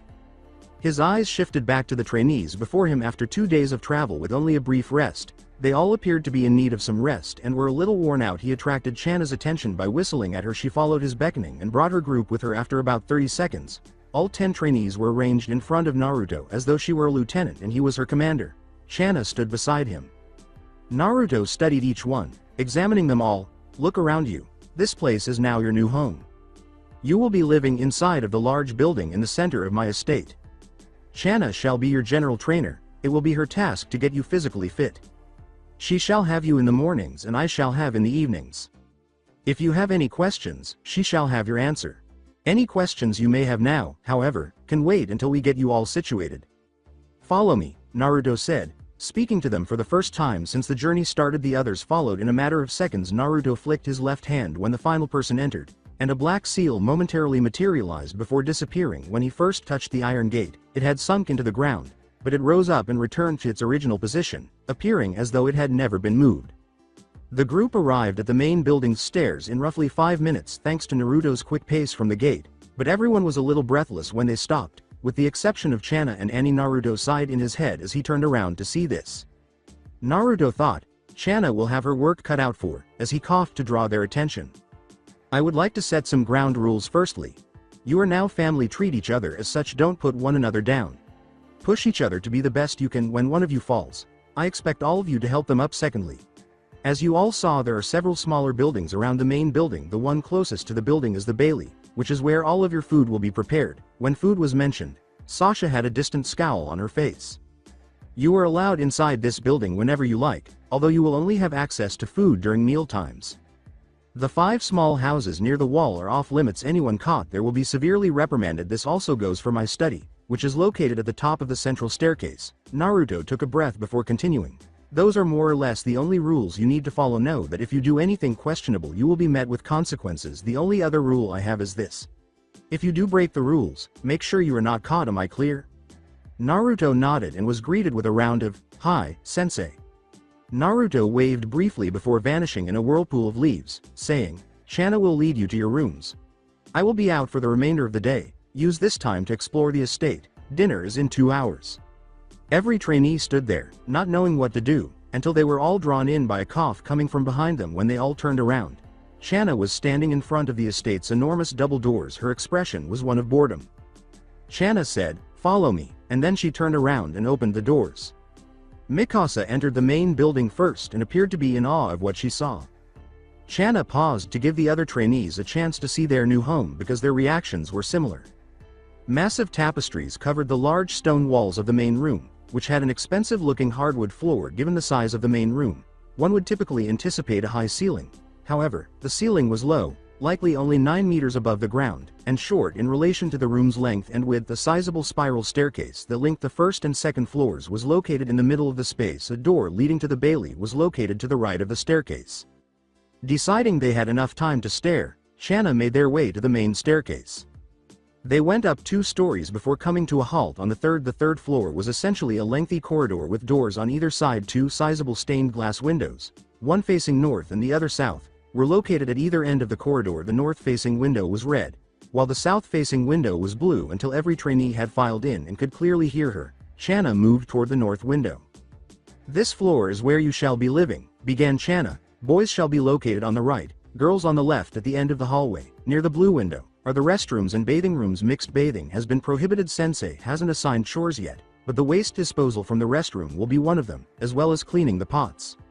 Many of the trainees felt nauseous at the idea of taking and cleaning the chamber pots.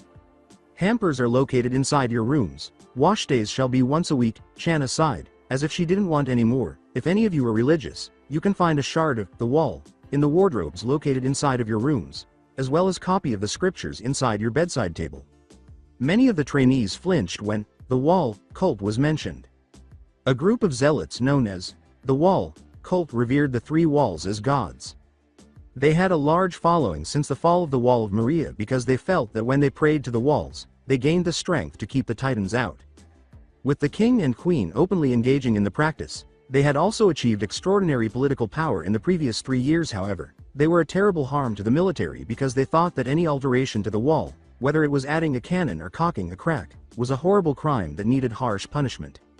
"I wonder what happened to Pastor Drake," Erwin thought. Recalling the pastor who had resided in Shiganshina prior to the wall breach, he recalled how he would constantly chastise Hannes, telling him that his work was immoral and that he ought to resign and become one with the wall.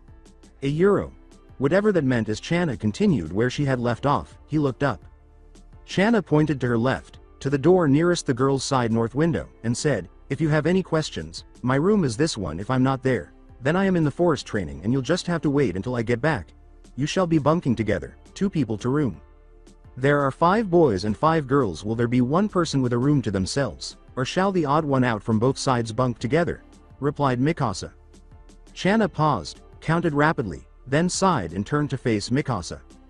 Still speaking in a bored monotone, Chana asked, "Are you volunteering?"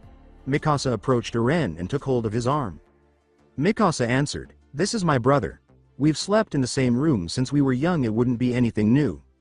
"All right, now that it's resolved, pick a room with a partner. Make sure to go to bed early as well. Dawn is when training begins. Come to the Iron Gate and meet me. Anyone who arrives late will have to work twice as hard in just under 2 hours. Dinner will be served in the bailey. Don't pass it up at 9 bells. The lights will go out." Chana turned and went into her room, shutting the door behind her. They all stood there for a while until Reiner picked up his bag and headed for the stairs, then turned right and went through the boys' side door nearest the central staircase, with Bertolt following closely behind. Armin smiled slightly as he turned to face Connie and held out his hand. "Looks like you and I are going to be bunk mates. My name is Armin Arlert." "What?" Connie said, glancing at Armin and his outstretched hand, who appeared to have been dozing off. Armin's expression changed to one of mild annoyance. "I said my name is Armin Arlert. We are going to be bunk mates." Connie gave Armin a silly smile in return, then shook Armin's hand, giving the impression that he didn't fully understand him until the symbolic light bulb appeared above his head. "You probably already know my name, but I am Connie Springer from Ragako Village," said Connie. Armin simply shrugged and turned to face Erwin and Mikasa. "Yay, but I think it is better to introduce yourself personally," Armin said matter-of-factly. Connie nodded, then picked up his bag and headed for the door opposite Channa's room that was closest to the north window. "I suppose we'll meet up for dinner." Armin turned and followed Connie to their room, saying, "I'm going to try and get to know Connie better since, you know, I might be spending the next 3 years with him." Sasha approached Krista and extended her hand. "My name is Sasha Blouse. Are you interested in sharing a bunk with me?" The direct introduction made Krista very nervous, and she nodded before hesitantly taking the hand. "I'm Krista Lenz," meekly said Krista. "Excellent. What kind of accommodation would you like to book?" Krista was a little out of her element and took a while to respond when Sasha asked. Wherever you want, I guess." Sasha simply nodded before grabbing Krista's hand and guiding her to the room on the girls' side that was closer to the food. After a few moments of staring at one another, Annie and Ymir reluctantly shook hands, picked up their backpacks, and made their way to the room next to Sasha and Krista's. Erwin and Mikasa turned to each other after observing them all. "Which room would you like to stay in, Mikasa?" Erwin inquired, and Mikasa shrugged. "I would have liked to stay in one of the rooms closest to the stairs, but since those have been taken, how about the room next to Bertolt and Reiner?" said Mikasa. "Sure, I guess. I just hope Armin's alright with us not being next to him," Erwin replied. Mikasa deadpanned. "Erwin, he is 20 feet away, he'll be fine." Erwin grunted in agreement, picked up his bag, and went to the room next to Reiner and Bertolt. He reached for the handle, but as soon as he touched it, a loud gonging sound echoed throughout the entire estate, and he stopped believing it was related to him. The gonging sound repeated 4 more times before it subsided. The time, Erwin thought with relief. There had been a clock tower in Shiganshina and a small clock tower in the town he had stayed in prior to enlisting, but they had never sounded like this one. The other clock towers had bells, but this one sounded more like a hanging symbol used in some of the parades back when Shiganshina had parades. The room was fairly small and symmetrical, with a window across from the door, 2 small wardrobes on either side of the window, 2 cots with 3-inch military mattresses in front of the wardrobes and a footlocker at the end of each cot, and a nightstand beneath the window within easy reach of both cots. Erwin gripped the door handle more tightly and turned it, pushing. The majority of the items in Mikasa's and Erwin's rucksacks were clothing, but there were also a few small items. At the bottom of Erwin's rucksack was a small leather drawstring bag that jingled with coins and contained all of Erwin, Armin, and Mikasa's life savings. Erwin took that first and put it inside his footlocker right away. "I'll find a better place later, but that will do for now," Erwin thought. Mikasa took a needle and thread that she had from when Carla was still alive. She took that and put it on the bedside table. She also had a knife that was given to her by Erwin when she was a child.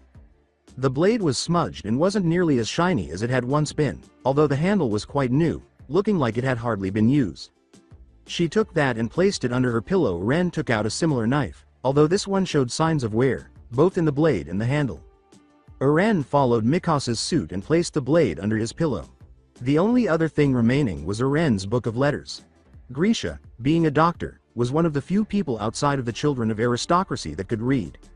So he took it upon himself to teach Erwin his letters. A similar thing occurred with Armin and his grandfather, who was another one of the privileged few who could read even after his father disappeared. Erwin still practiced his letters, reading when he could and writing when he could acquire ink. He took his book of letters and put it in the bedside drawer on top of the book of scriptures. After folding his clothes and putting them in his wardrobe, he and Mikasa lay down on their cot. Exhausted from the previous 2 days of travel, Mikasa opened the window to let some fresh air into the room, which was a little stuffy from lack of use. Erwin looked up at Mikasa as he sat up and turned his body so that his legs hung over the side of the cot. Mikasa sat down opposite him, and they remained there in relative silence until Mikasa spoke. Mikasa began, "It's really him," and Erwin nodded. Erwin said, "Yay," recalling his first encounter with him in Shiganshina. "It's interesting," Mikasa expressed. "What?" "Well, you used to say that you would kill all the titans, just like him. Now that you have the opportunity to learn from him, you will also be able to join the Recon Corps," Mikasa clarified. "Yay," Erwin said absently. "Erwin, what is it?" Mikasa inquired, worried. "Well, it's just, with all the things that have happening recently," Erwin replied. "You mean coming here?" Mikasa answered. "Yay. What about it?" Mikasa asked. "Well, what if I am unable to accomplish what that girl accomplished?" Never in my wildest dreams did I think something like that would occur. What happens if I lack the necessary skills? Will I simply return to Group A? Eren explained. I don't know what I would do. Mikasa grabbed Eren's head across the gap between the cots, preventing him from turning away and making him meet her eyes. Eren, put an end to that thought right now. You will succeed. You won't fail. Together, we have endured a great deal. We worked our way through life and survived Shiganshina. We'll become more powerful and eliminate every titan. She released Eren's head and moved to the door after saying, don't ever forget your dream. Where are you heading? Eren asked. Sensei instructed us to look around the property. Mikasa turned around and left the room after saying, we still have half an hour before dinner, so I think that we should just do that. Explore. Eren was a little put off by the abrupt change in mood, but he decided that he shouldn't make a fuss over it, so he just dropped it. Eren got up and left the room, thinking about the years ahead of him and what to expect for almost 5 minutes before he finally realized that he really didn't know what to expect and that he should just let it happen as it would. With that in mind, he emerged from beneath his doorway and descended the central staircase, where he found Mikasa waiting with a mildly irritated scowl on her face. What? Asked Eren defensively. Mikasa simply sighed before turning and going to the main doors. Eren shook his head, understanding exactly why she was irritated, and he followed her out of the main building and into the estate, where they spent the next half hour exploring the various nooks and crannies of the place. When the bell rang 7, they returned to the main building for dinner in the Bailey, where the food was already prepared and waiting for them. The others soon joined them, and they all ate honey-glazed venison, cabbage, and potatoes. After dinner, they piled their plates together and left them on the table, not knowing where the kitchen was, and then they went up to their rooms and went to sleep, exhausted from the lengthy journey. After a month, they had been at Naruto's personal fort for a month when their day began at sunrise, just as Channa had promised, and they all shivered in the crisp, early morning weather, with the sun barely peeking over the horizon and doing nothing to warm them. During the first week or so, they discovered that Channa was a literal slave driver when it came to their conditioning, and when Naruto told them they were going to be the best, they didn't really think about how they would actually be going about it. Annie was the only one who could, sort of, keep up, as she was by far the most fit through sheer physical conditioning, and when asked about it, she would only respond that her father had been a harsh teacher. They would eat breakfast after working hard for 2 hours, which would be around 6 bells in the morning, and then work their asses off for the next 6 hours, which usually led to them throwing up. One day during the first week, Connie had been complaining that Channa wasn't doing any of the work if she was still one of Naruto's students, but she simply shrugged and told him to work harder, explaining that she had already done this and that working with them at the pace they were going would be easy. When Connie questioned her about it, she simply shrugged again before diving into the workout and blowing all of them away, eventually finishing it before any of them had reached halfway. Needless to say, after that day, Connie's complaints had stopped. Naruto had assigned them all rotating shifts, with someone doing something different every day, and after 6 hours of work, they would eat lunch in the Bailey, then spend 2 hours doing various chores before spending 4 hours with Naruto. Up until this point, they had only been doing dynamic stretching, i.e., yoga, and meditation, and it had been hard for most of the students to get used to sitting at the same pace for 4 hours straight or spending 5 minutes performing the first movement of a motion. Naruto had informed them that before he could teach them how to do anything more advanced, he would first need them to know their own bodies.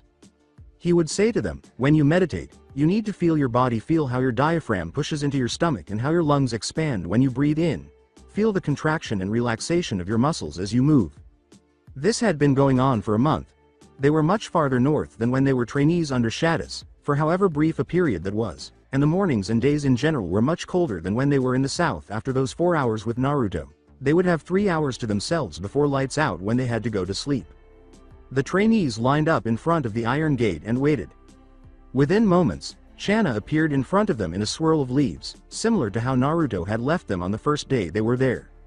She nodded to them before turning around and touching the gate, a black seal briefly appearing on her right hand. The gate shook for a moment, before sinking unnaturally into the ground like it had done with Naruto on the first day. The first morning when Channa had done this, it had been quite a shock to everyone since they had all been inside the carriages when Naruto had done it. Now though, after seeing it done every day, they were quite accustomed to it and paid it little mind as they followed Channa through the gap it left in the wall. When they all went through, Channa flicked her left hand and the black seal appeared once again. They all heard the grinding sound the gate made as it rose out of the ground and resumed its place on the stone wall. Channa walked about 20 meters until the path that they were on dipped down and to the side to begin its long spiral around and down the large hills. She turned around and waited as the trainees arrayed themselves in a line in front of her. Chana clapped her hands together and interlocked her fingers, before pushing her arms in front of her, cracking her fingers. After doing that, she got a slightly predatory smirk on her face. Unusual for her usually bored and stoic behavior, apparently working them to the bone got a rise out of her. That was one of the only times the trainees saw some actual emotion from her. "All right, you have 30 minutes to jog down the hill. You know the drill, as the saying goes. You're only as strong as your weakest link, so stick together and support one another. If someone falls behind, seeing everyone fail together is preferable to seeing everyone succeed except for one person. But since you are all aware of that, I shouldn't have to say it. Let's go now. 30 minutes. She waved before crouching down and back, flipping off the side of the hill and landing in one of the trees close to the bottom. "See you all at the bottom." Some of them, primarily Sasha and Connie, shook their heads at the extravagant way their trainer abandoned them. Sasha said, "Damn, can't wait till I can do that," as she positioned herself close to the front of the group. They would always jog in a line, with Bertolt usually leading because he was one of the better runners due to his long legs. Reiner, who was the second tallest, would come next, followed by Sasha, Erwin, and Mikasa. Ymir would be behind Mikasa, Connie behind Ymir, Armin behind Connie, and Krista behind Armin. Annie, being the best runner, would always occupy the space behind Krista and Armin so that she could keep them going if they fell behind. It was probably a 3-mile run from the top of the hill to the curtain wall at the bottom, and they all ran at a fast pace. Not quite a sprint, but definitely running hard. Because they didn't want to see what Chana had in store for them if they failed. Eventually, they reached the bottom after 3 agonizing miles of running. Sitting above the portcullis on top of the curtain wall, Chana was waiting and grinning at them all as they gasped for air. "You made down in 28 minutes, so you get 2 minutes rest before we resume," said Chana as she jumped down to the ground. She turned and faced the portcullis, before walking up to it and placing her right hand on it. The seal appeared on the back of her hand and the portcullis shook before slowly sinking into the ground, much like the iron gate in the stone wall around Naruto's estate. When the portcullis had fully gone down, she walked up to the edge of the ditch surrounding the curtain wall and held her right hand out over it.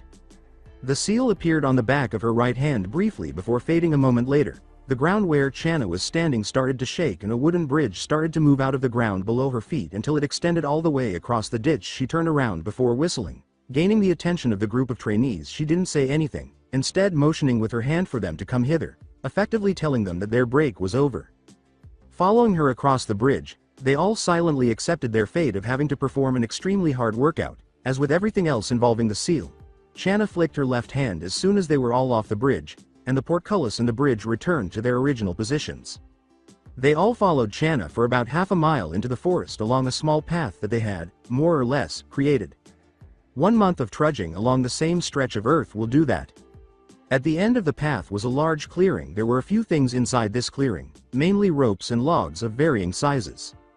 The rope was hanging from the trees and the logs were arrayed in a line, smallest to largest. On one side of the clearing was a small stream that was relatively high with the winter rain that fed it further upstream. Alongside the stream were a few buckets for drawing water, in case one of the trainees needed a drink. They all walked to the center of the clearing before arranging themselves in a circle around Chana, who led them through a series of stretches and a general warm-up. After 15 minutes of that, she sent them to their workout, which was climbing the ropes on the trees without the use of legs. In between each rope climb, the person had to partner up with someone their own size and pick up one of the logs and carry it 400 meters down the path, before turning around and bringing it back, 20 times.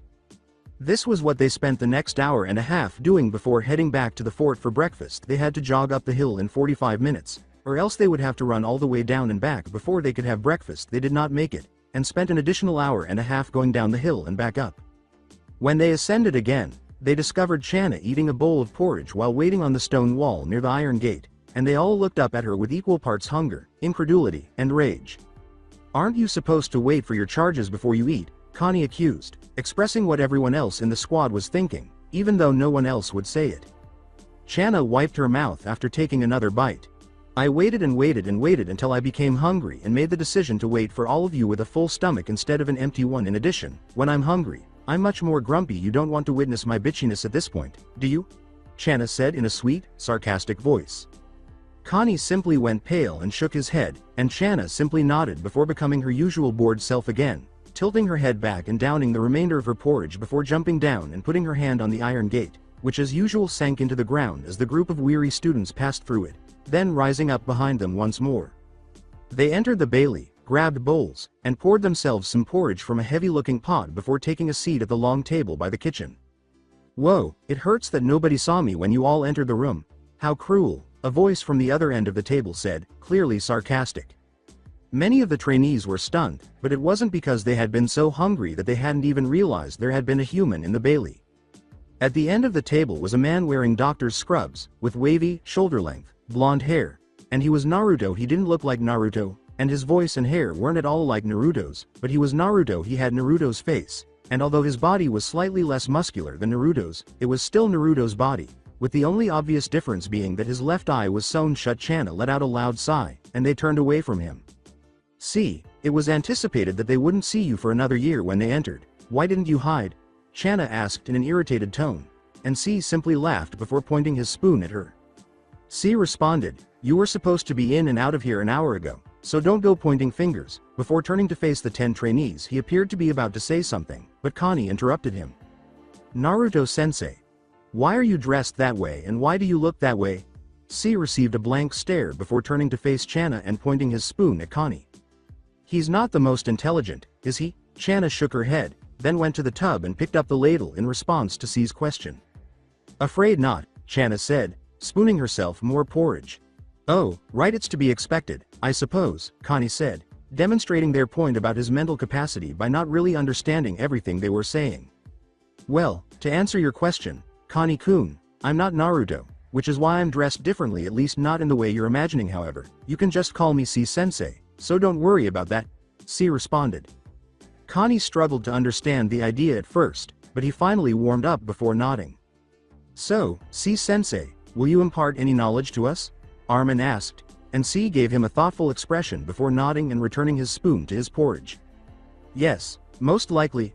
I should probably be taking over some portion of your schedule once Naruto has activated your chakra," C said, looking down at his porridge before he leaned back and raised his hands in the air, cracking as he did so. "What is chakra, C-sensei?" Reiner asked, and the group of trainees looked at him because he didn't talk much. Connie, Armin, and Erwin were the only members of the trainee squad who spoke to everyone on a regular basis, so they all got over their initial shock at hearing Reiner talk and turned back to C to hear his response. "You really haven't learned anything from Naruto, have you?" With a sigh, C said. Channa said, "He's teaching them exactly like he did with me," and C glanced at her before shaking his head and looking down. "Anyways, Reiner-kun," C remarked, turning to face Reiner again. "Chakra is the energy that is contained within everything. Without it, nothing would exist, and it unites us all. The chakra inside of you would be the one you would be most concerned about. Everybody has a chakra from birth. You have chakra even when you are still a fetus. You've all witnessed what Naruto and Channa are capable of. They are capable of things that no average human being should ever be able to do. They are able to do this because of chakra. It's not just about improving your balance that Naruto has you all do 4 hours a day of stretching, meditation, and other exercises. He wants you to locate your chakra, a location within your body that you can easily access." Reiner interrupted, "Is there an easier way to find your chakra?" C gave him a brief glance before sighing. "I was getting to that, and you know, interrupting is not polite. Your chakra can be activated in 3 different ways. The first is if your parents were chakra users and regularly used chakra while you were still a fetus. Second, you follow Naruto's instructions and look within yourself for the chakra." C sighed briefly, seemingly hesitating to say the third option. "Third, you have a foreign chakra enter your body and forcibly activate it." "Then, why don't we just choose the third option and get to work on something more useful?" Armin asked. "To start, it hurts a lot. You can imagine the amount of pain you would experience if someone poured boiling hot fire into your veins and left it there for a few days. Second, it lacks the elegance of the first 2 choices. It would resemble attempting to use a cannon to open a walnut. You would undoubtedly finish the task, but you would then need to locate the walnut fragments."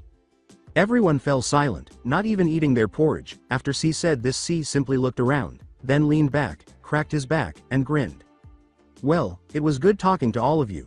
I should be returning to my work since I don't have to avoid you anymore. I'll make sure to see you around the estate." After saying, "Cheers," C grabbed his porridge and vanished, leaving Channa to merely glance in C's direction before sighing and shaking her head.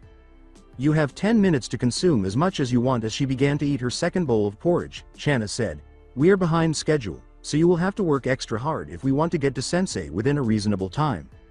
Hearing the distressed noises coming from the bailey, C grinned and surveyed the main room before making his way to the double doors that marked the exit. Chana is actually a slave driver, Naruto. You couldn't have chosen a better physical conditioner, C said, apparently to no one, as the area behind him began to morph before finally taking the form of Naruto, who was wearing a noticeable frown. Naruto said, "You weren't supposed to alert them to your presence until they all learned how to activate their chakra," sounding more irritated than furious. "Oh, stop it," said C. "You know how annoying it is to want to do experiments but have to wait for a group of brats to leave before you can do it, or to have to crawl around your own house to hide from people. Since you're unaware, allow me to tell you. It's really annoying, and I'm not the only one who feels that. Why a euro? The others do too." With a simple sigh, Naruto made his way to the central staircase, paused at the bottom, and turned to face C.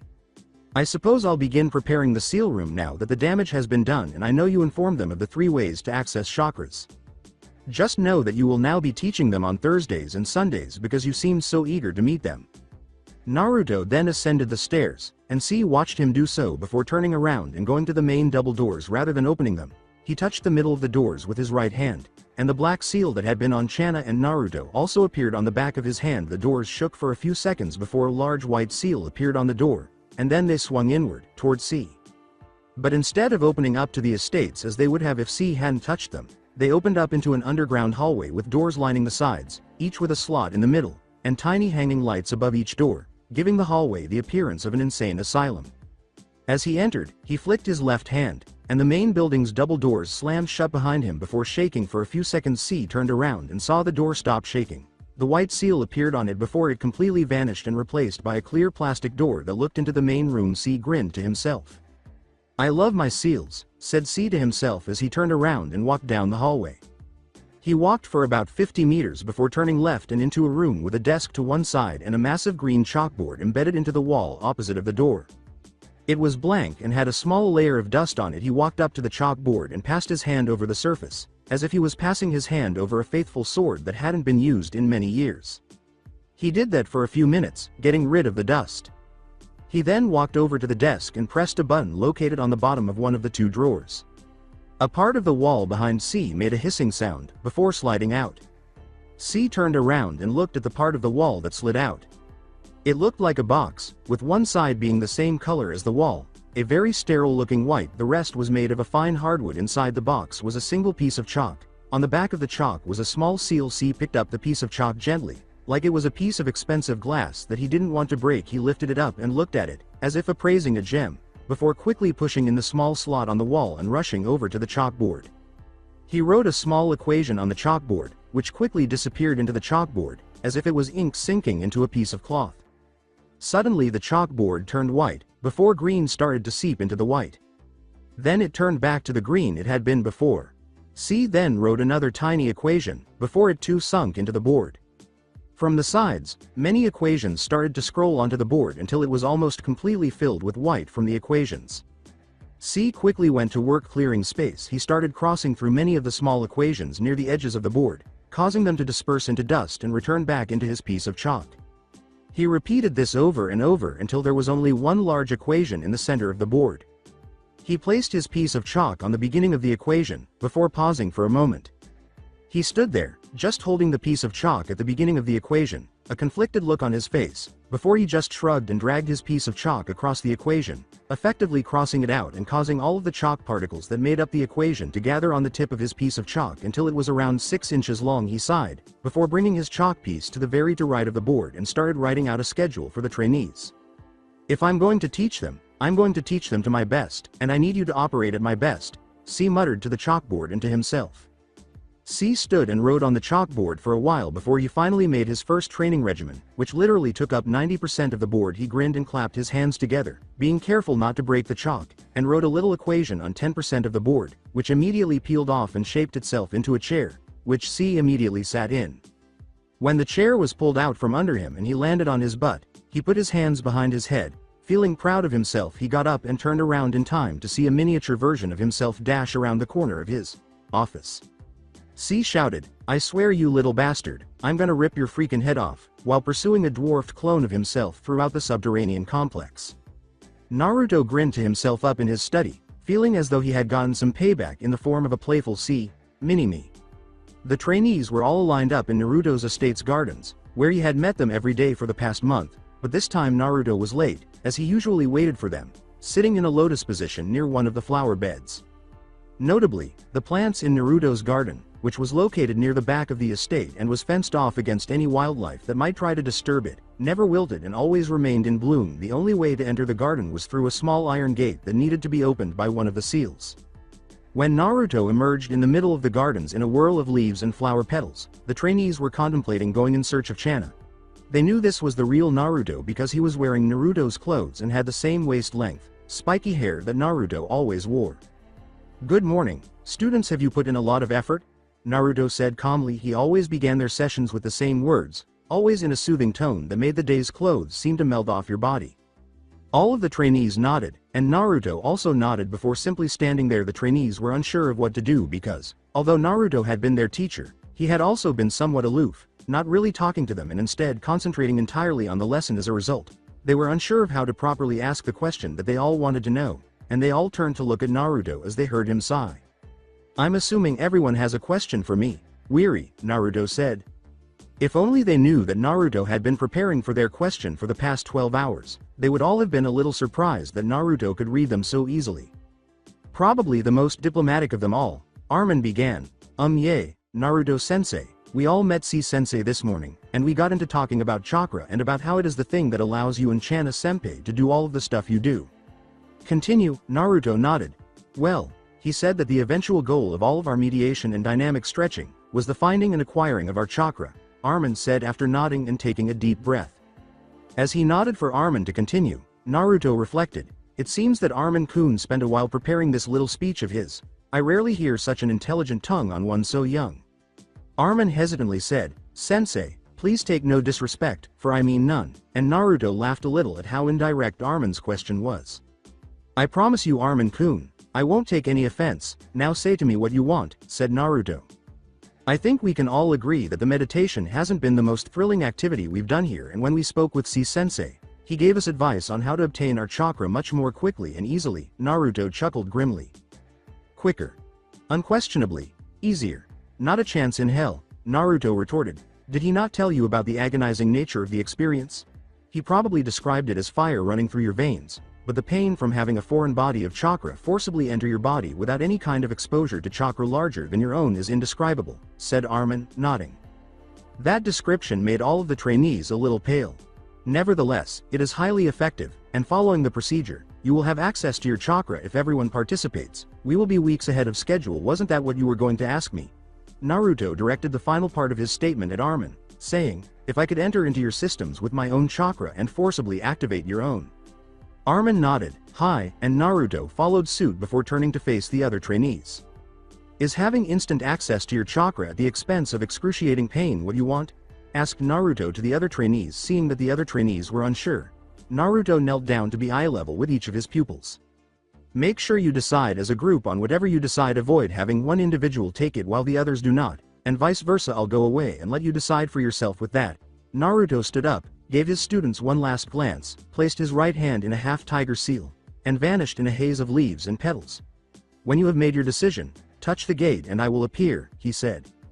Unsure of how to approach this conversation, all of the trainees stood there for almost 10 minutes.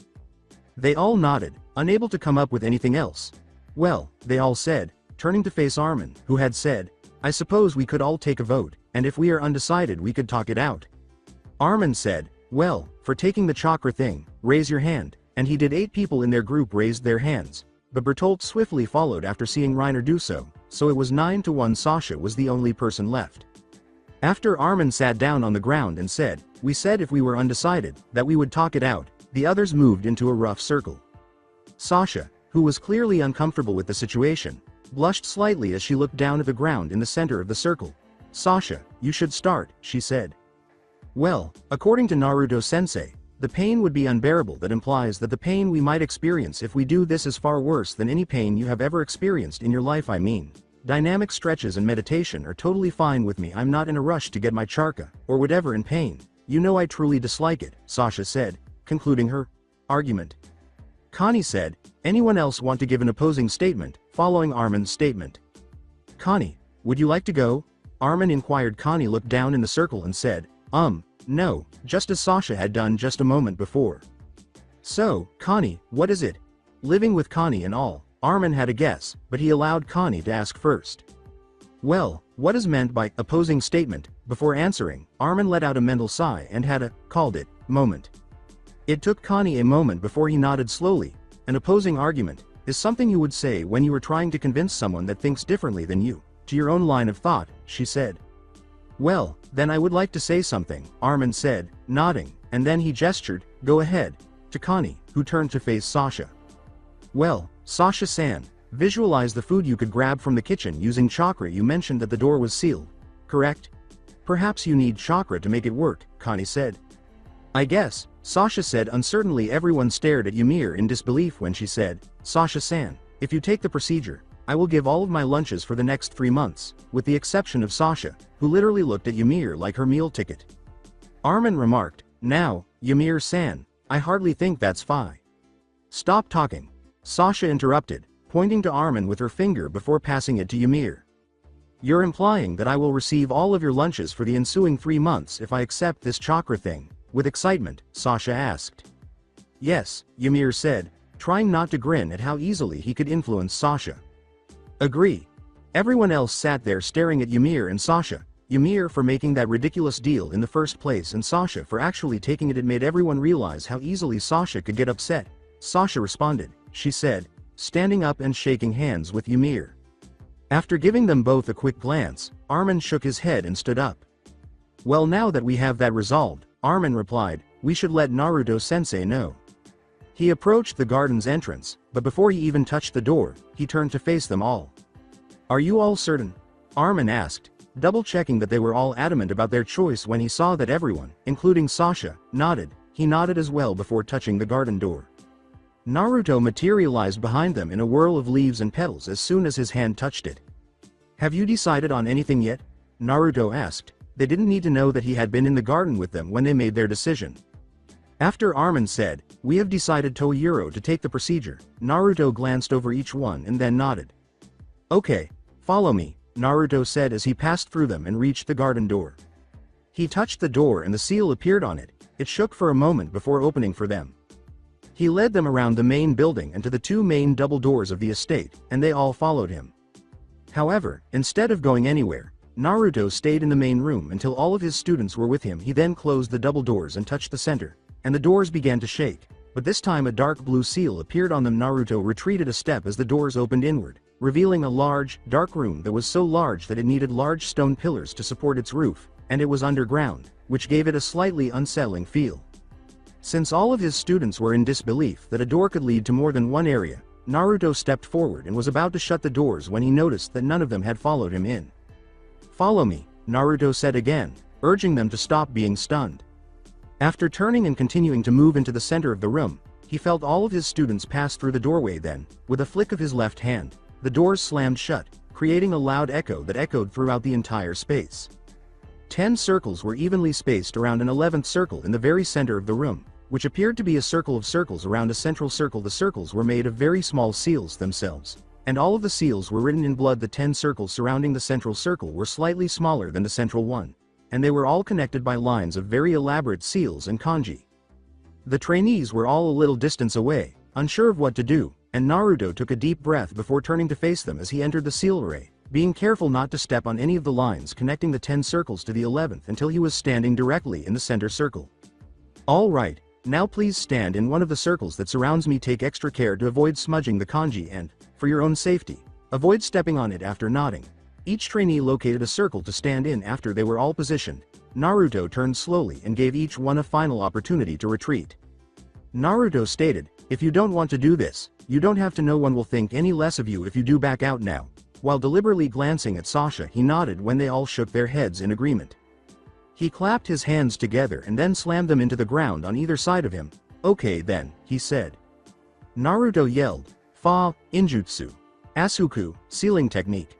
Constrict. The lines connecting Naruto's circle to the 10 circles surrounding him were dotted with yellow bolts. All of the trainees felt as though they were being held in place by a tremendous amount of pressure inside their circles. They could only move their eyes, and even that was difficult because of how constrained they were. Then Naruto raised his gaze to the trainees before him, primarily Connie, Sasha, and Eren, before beginning to pump his chakra into his own circle, making it glow blue. He offered a mental apology to each and every one of his students slowly. The blue glow made its way to the outer circles along the lines. All of the trainees' eyes opened at once as the blue glow spread around them, but they were unable to scream due to the tight pressure on their bodies. It felt like someone was pouring liquid fire into their veins, just as C had described, but the liquid fire was moving like cold molasses, burning painfully slowly inch after agonizing inch. By the time it was over, they had no idea how much time had gone by. It might have been a minute or an eternity right then. All they could think about was Pinayuro. Pure, unadulterated pain. Krista and Armin were the first to faint, followed by Connie. Ymir fainted shortly after Connie, Bertolt, and Sasha left. Reiner, Annie, Eren, and Mikasa were the only ones who survived the entire ordeal. They all collapsed to the ground in trembling masses when Naruto released the technique that had held them in place. After 3 hours of standing still, Naruto slowly got up and stretched out his body, which caused his body to become very rigid. He sighed as he glanced at his pupils, whether they were unconscious or not, in order to prevent his unconscious students from choking on their tongues or the resulting vomit. He went around the circle and turned them onto their sides. He placed the students who were still awake in a sitting position against one of the pillars. When he was done, he approached the 4 people who had remained awake and discovered that they were all dozing off against the pillars. Despite receiving a response, Naruto thought to himself, "Hey, they're tough little things, aren't they?" Kurama said, "Yep, it's surprising how strong and fragile the human body is," from inside Naruto's head. Naruto said, "And how would you know?" Kurama merely chuckled. Kurama retorted, "I've been killing you guys for centuries. I know, trust me." "I hardly think that you can make that statement justifiably, since you were also the size of a mountain and hid the mind of B for the majority of those centuries," replied Naruto. When Kurama said, "Meh, don't argue with the force of nature," Naruto simply grinned. "Whatever you say," Naruto pondered. "Really? Well, if that's the case, I want to mute." Naruto interrupted Kurama, essentially ending the conversation for a bit. Naruto thought, "I need to use that more often," and then he walked over to the double doors after shaking his head. Before the door opened outward, into the main room, he placed his right hand on it, causing the blue seal to appear. Naruto sighed and put his hands in the cross seal after turning to face his unconscious pupils. Around Naruto, 5 clones puffed into being before making their way to the closest student, picking them up, and leaving the spacious underground cavern to enter the main house. Each trainee was then carried up the central staircase and placed in their assigned bed. Until only Naruto remained in the room, they repeated this procedure twice. He approached the seal array, which had long since dried up due to the volume of energy flowing through it. Gazing down at it, Naruto experienced a sense of nostalgia. He had to quickly acquire a large number of shinobi when his nation, a megacure, was engaged in combat with one of the 5 great shinobi villages. Additionally, there were a lot of orphans in AIM and the surrounding areas because AIM served as a battlefield for several other shinobi villages. Thus, he took one action that swiftly gave him a lot of potential shinobi conscription. He had once carried out that procedure on a large group of people, and it usually ended as it did here, with everyone collapsing from the agony. However, the orphans received the right training, proper nutrition, and even better training. Many of them were devoted to Naruto despite the way they had been compelled to serve in the war. Naruto gave a headshake. Naruto thought, "Thoughts for another time," and he smudged out a particular kanji facing the door as he made his way to the center circle. The entire seal array began to fizz as soon as he disturbed it, and then it dissipated into minuscule particles that were hardly perceptible. The sealing array was barely visible by the time Naruto left the room. He blew into the room as he turned in the doorway. All that was required for the seal array to vanish was a slight wind. After giving a nod of approval, Naruto turned and left. He flicked his left hand as he walked out, causing the doors to slam behind him. The blue seal first appeared, then turned black, and finally vanished. Naruto made his way up the 2 flights of stairs to the 3rd floor. Heading toward the central staircase, he could sense each of his 10 students' steadily increasing chakra signatures before he even entered the hallway. Despite having the memories from his clones, he checked each room to make sure his students were okay. When he eventually arrived at Chana's room, he discovered it was empty, indicating that she was likely out training. "Good girl," Naruto thought as he shut her room's door. He sensed someone following him as he approached his study. "You know, although I don't have your all-seeing eye, I still have extremely good senses. What do you want? See?" The air behind Naruto distorted, much like it had when Naruto had hidden from C. A moment later, C was standing behind Naruto. "How are they doing?" asked C. "They're fine, the procedure went off without a hitch," replied Naruto. "And Thera Euro mental states?" asked C. "Well, I haven't spoken to them, as you should have guessed, but I think they will be fine. Those kids are extremely resilient. They would have made fine shinobi," said Naruto, smiling slightly. "They are going to find shinobi," stated C. "No, they're going to be weapons of mass destruction, not shinobi," replied Naruto, sighing. "True, but you can still teach them to be shinobi. You know that there will be people after them. Once they gain enough influence, you can prepare them against things like that," suggested C. "I suppose," Naruto answered. They had arrived at Naruto's study by now. Naruto turned around and opened the door to his study. Naruto turned around and went into his study. "Well, C, I suppose you will be going back to your chalkboard, so have a good night and prepare yourself for tomorrow," he said. "Tomorrow?" C asked, puzzled as he shut the door to his study. Naruto grinned. Naruto said, "It's Sunday," and then he locked his study door before going up another set of stairs and into a spacious bedroom before turning in for the night. Naruto changed into some pajamas and gave his final reflections on the lessons he would be imparting to his students over the ensuing months and years. As Naruto drifted off into slumber, he thought, "Shit, I forgot to close the door to the garden." Mikasa Eren. Over the eastern forest inside Wall Rose, the sun was rising. One bell tolled for 5 in the morning from a large fortress perched atop a hill inside the forest. At this point, 10 of the people who had been living in that fortress began to awaken from their deep sleep in response to the bells called 10 blooms of energy emanating from the second floor of the manse in the middle of the fortress would have been felt by anyone who could sense chakra and was in the vicinity. "Ugh, my head," exclaimed Eren Yeager, one of the 10 wake-up callers. He got out of bed, rubbed his cheek, which had a nasty bruise, and took a look around the room where he had spent the previous 3 or so years. Having grown significantly since entering his sensei's estate, Eren appeared to be around 15 years old. He kept his hair neatly cut, so it looked a lot like it did when he was 12. He appeared more severe than he did at 12 because his face had become thinner due to the loss of his baby fat. His upper body had a lot of muscle, but it was lean rather than bulky. Grisha's key hung from a leather cord around Eren's neck. The key was one of the few items Eren's father had left, and he had kept it with him ever since he woke up the day after his father vanished.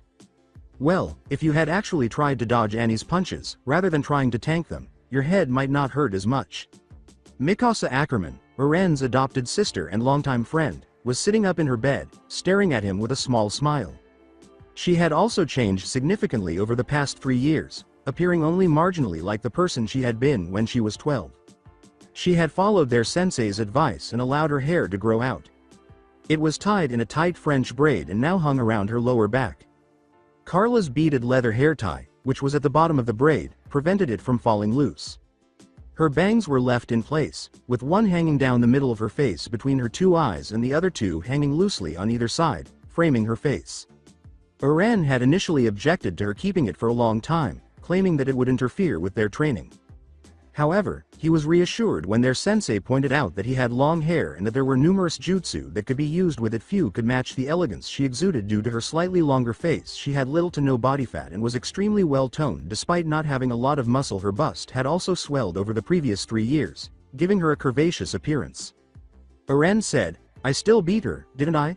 before turning to go to his dresser and get some clothes. He was naked and about 5 feet 9 inches tall. Given Eren's current companion, most people would find this strange, but to them, it was entirely normal. In the event that one of them had to witness someone of the opposite sex in the nude, their sensei had taught them to be unaffected by anything. It goes without saying that Eren and Mikasa had no issues with each other seeing each other nude.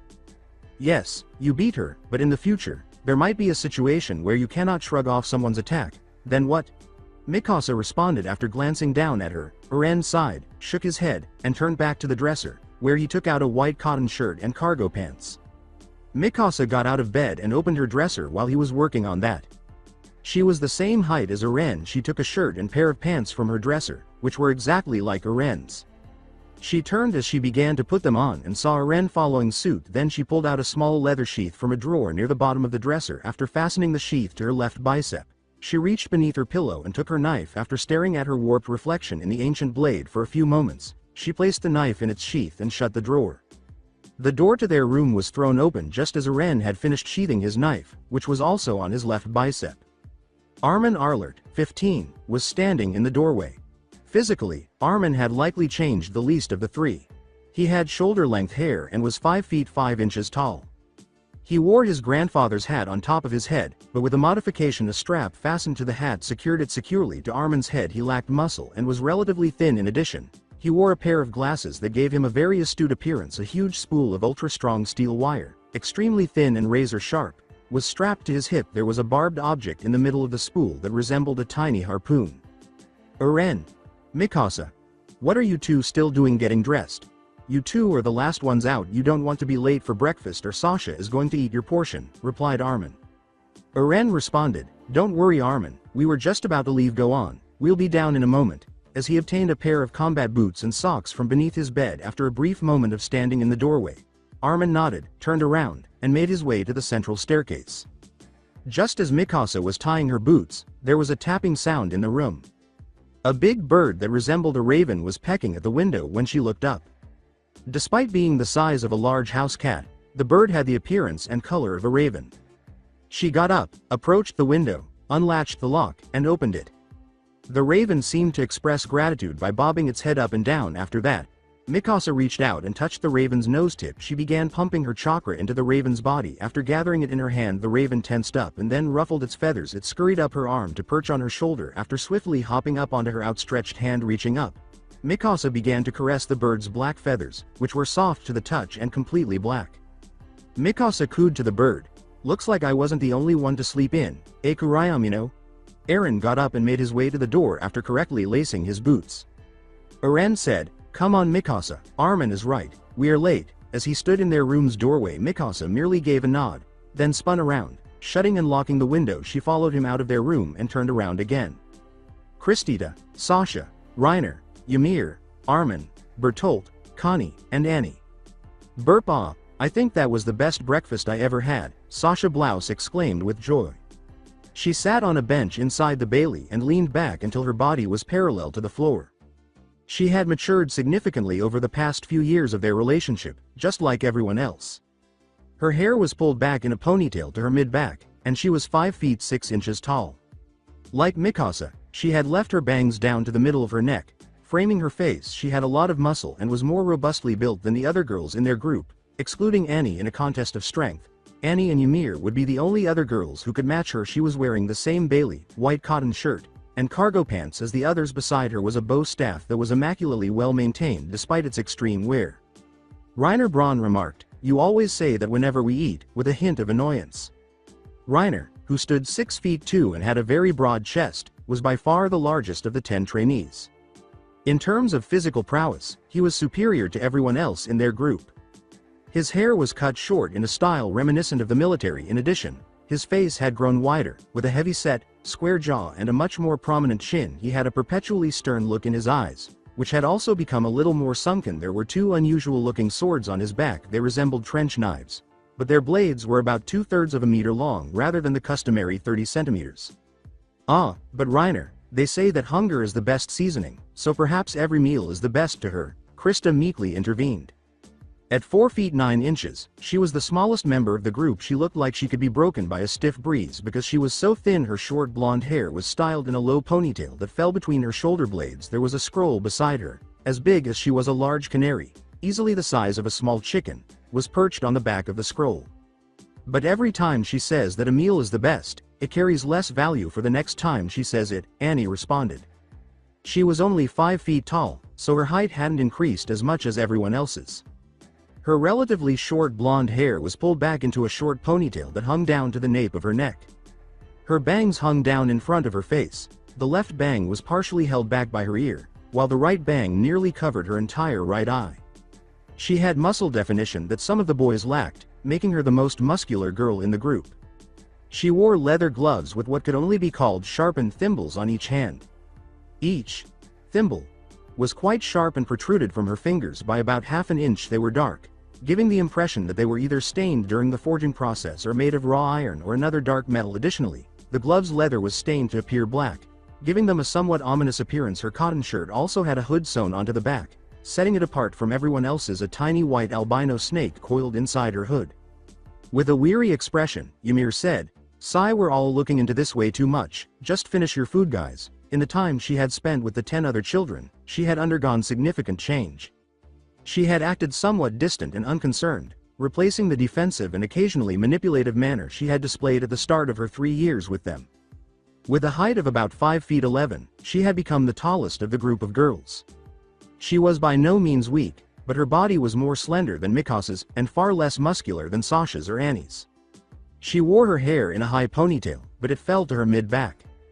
Her bangs cascaded down the length of her chin and around the side of her face. Though her distant expression deterred it, her eyes had sunk slightly into her face, giving her a somewhat menacing and sinister appearance. She was wearing gloves. Just like Annie, the distinction was that she had ink stamps on each finger rather than sharp, thimble-like protrusions. Every ink stamp had a tiny hole in the middle for ink fluid to flow out of and onto the stamp, along with an intricate kanji design. Right now, she had these gloves on her hip, secured with leather straps. Everyone gave a response in their own ways through a series of s and grunts. The moment that they did that, Erwin and Mikasa came in, only to mentally sigh. Seeing that Sasha had eaten both of their shares, they simply gave her an irritated glance, and she returned the gaze with a contented and slightly cunning expression. Erwin asked, irritated, "Sasha, why did you eat our breakfast?" Sasha yawned and sat up.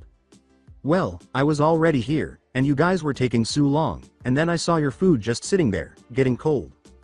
You know that I can't just let food go to waste, so I did you guys a favor and ate it before it got any colder," replied Sasha, grinning cheekily with a simple sigh. Erwin moved to the kitchen door and put his right hand on it before the door clicked.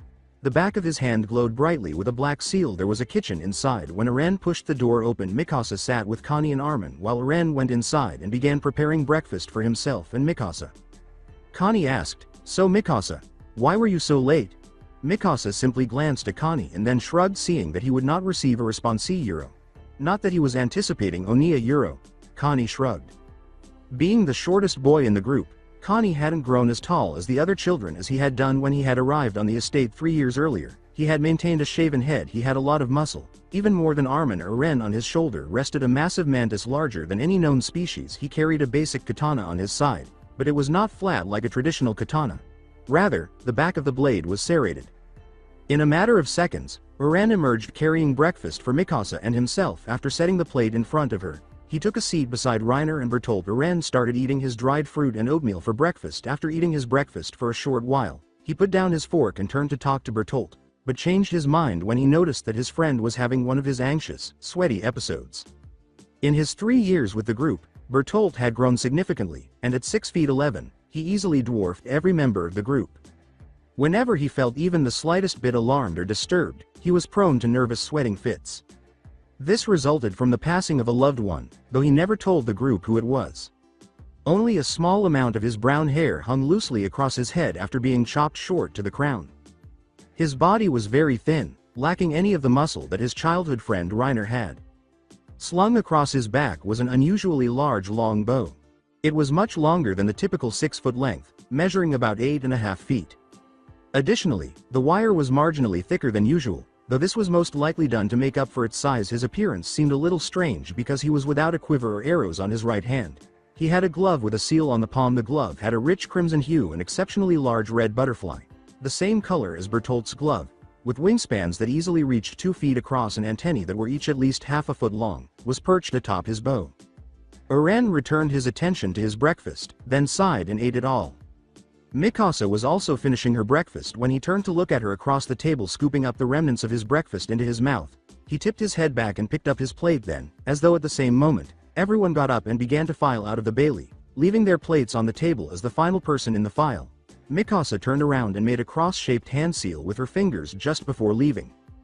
"Kage Bunshin no Jutsu, Shadow Clone Technique," she exclaimed. She turned around and started clearing the table as 10 solid copies of herself appeared in front of her. After giving a single nod, Mikasa turned around and shut the bailey door, leaving her Kage Bunshin to finish their task. Group 10 of trainees, standing in a line in front of the estate's massive iron gate, were Ren, Mikasa, Armin, Annie, Bertolt, Connie, Krista, Sasha, Reiner, and Ymir. They all appeared to be waiting for something, and soon after, something did come closer. A figure slid into being faster than a human could see. The figure crouched in the middle of Iron Gate before getting to his feet. Despite being a year younger than any of the 10 before her, the figure was a girl who appeared to be at least 18. 2 bangs fell on either side of her face, and her long brown hair reached her upper thighs. She was a few inches taller than Ymir and taller than all the other girls. A nodaichi, albeit sheathed, was strapped to her back. A black flame decal ran the length of the dark blue sheath. She wore a long trench-style coat over her black sleeveless shirt, which attractively hugged her figure. The red cloud decal on the coat was identical to the one their sensei wore. She was dressed in loose cargo pants that appeared to be stuffed full of scrolls. The pants were tucked into steel-toed combat boots that hung shin-high. She landed beside Mikasa after flipping off the gate. After giving her a quick glance, Mikasa turned to face her and placed her hands behind her back. All of them stood there, waiting once more. Something didn't happen for another 5 minutes. Despite their inability to see it, they both felt something a euro, more specifically, two of something a euro, enter the estate. 2 stagecoaches were seen ascending the path to the estate 6 minutes later. The group had been transported by the same stagecoaches 3 years earlier. 4 cloaked figures led the horses, 2 per stagecoach, their low-sitting Asian straw conical hat and high-collared coats concealing their faces. As the stagecoaches got closer, the group of teenagers straightened 5 feet from the estate's entrance. The leading coach came to a stop before the door opened. A figure emerged from the door wearing the same coat as the coach drivers, but without the hat. Naruto-sensei. The girl beside Mikasa exhaled. Mikasa simply glanced at the girl before grinning. Mikasa rhetorically asked, "You missed him, didn't you, Chana-sensei?" Chana merely gave a nod. After making his way to the iron gate, Naruto briefly touched the gate. It began to bury itself in the earth. He glanced at them, then waved a little. In the time the kids had known him, he had hardly changed. He didn't appear to have aged at all, and he hadn't gotten taller. Instead of his nodaichi, there was a tanto blade. He had a black glove with an intricate seal on the back on his left hand. He went back to the coach, climbed back in, and shut the door behind him. The coaches resumed their journey, passing through the opening in the wall that the gate had left. The teenagers eventually lined the coach's path after splitting up to allow the coaches to pass through. At the moment, the curtains were drawn over the windows of the coaches, preventing them from seeing inside. They regrouped and began to follow at a leisurely pace. After the stagecoaches passed by, the stagecoaches halted and began unloading when they were around 30 meters from the manse. A second, third, and fourth coach emerged behind Naruto shortly after he had left the first. The first of the 3 to emerge after Naruto was a man who exuded a sense of authority that few others had. He had icy blue eyes that could pierce someone's soul, blonde hair split down the left, and a height of about 6 feet 2. He was dressed in a brown coat that appeared to be made of fine leather and a loose cotton shirt. He was dressed in combat boots, long brown pants, and an emerald green bolo tie. A short, well-muscled man was standing behind him. He had short brown hair that turned black, and he was about 5 feet 3 inches tall with an undercut hairstyle. There was something intimidating about his gray eyes. He appeared somewhat distant due to the constant frown on his face. He was dressed in a shirt and pants like the first blonde, but he wore a green cloak with the wings of freedom emblazoned on it in place of a leather coat. Additionally, a cravat protruding from his shirt gave him a somewhat aristocratic appearance. A woman who appeared to be as quirky as they come appeared behind him. Her untidy brown hair was pulled back in a high ponytail, and she was about 5 feet 7. Her face was nicely framed by her loose bangs in front of it. She had on a loose-fitting cotton shirt and goggles over her eyes, giving her the appearance of a slightly insane scientist. She wore the green cloak with the wings of freedom on it, and her pants were identical to those of the 2 people who came before her. Apart from her goggles, she was unique among the 2 who came before her because of a big satchel that hung around her waist, a complement of soldiers, each carrying a piece of equipment ranging from large microscopes to 3D maneuver gear, emerged from the second coach. The blonde man turned to Naruto after surveying the estate. The blonde man evaluated the estate, saying, "Naruto-san, this is quite an impressive estate. I see our resources did not go to waste." Naruto gave a small nod of gratitude. "Thank you, Erwin-san. This shall be my base of operation for when my people come," said Naruto. Erwin gave a nod, then turned to face the incoming gang of teenagers. Erwin turned his head slightly to face Naruto and asked, "So, Naruto-san, are those the ones you promised me?" "Yes, they're the ones I have been training for the last 3 years," Naruto said, folding his arms across his chest. Before they finally settled on the tallest of them all, Erwin informed each of them while examining them with his eyes. Erwin asked, a little incredulous, "Naruto, that little Chana-chan?" Naruto turned to face him, then laughed. Naruto responded, "Hey, yeah, that's little Chana-chan," while continuing to chuckle a little at Erwin's response. "Well, she has certainly grown in the last 6 years," Erwin replied after giving a simple nod. Naruto turned to face the other 2 individuals who had left with them. "Well, Erwin-san, Levi-san, Hange-san," said Naruto as he addressed them all. I expect you and your people are tired from the trip. I'll show you to your rooms. And then there are some things I need to attend to. You are welcome to look around the estate, although I ask that you refrain from going inside my study." Then Naruto approached his estate's doors and ceremoniously opened them. He turned and gestured for them to come after him as they began to follow. He went inside and made his way to the main staircase. Before climbing, he was followed by Erwin, Levi, and Hange, and a group of soldiers with their gear trailed closely behind.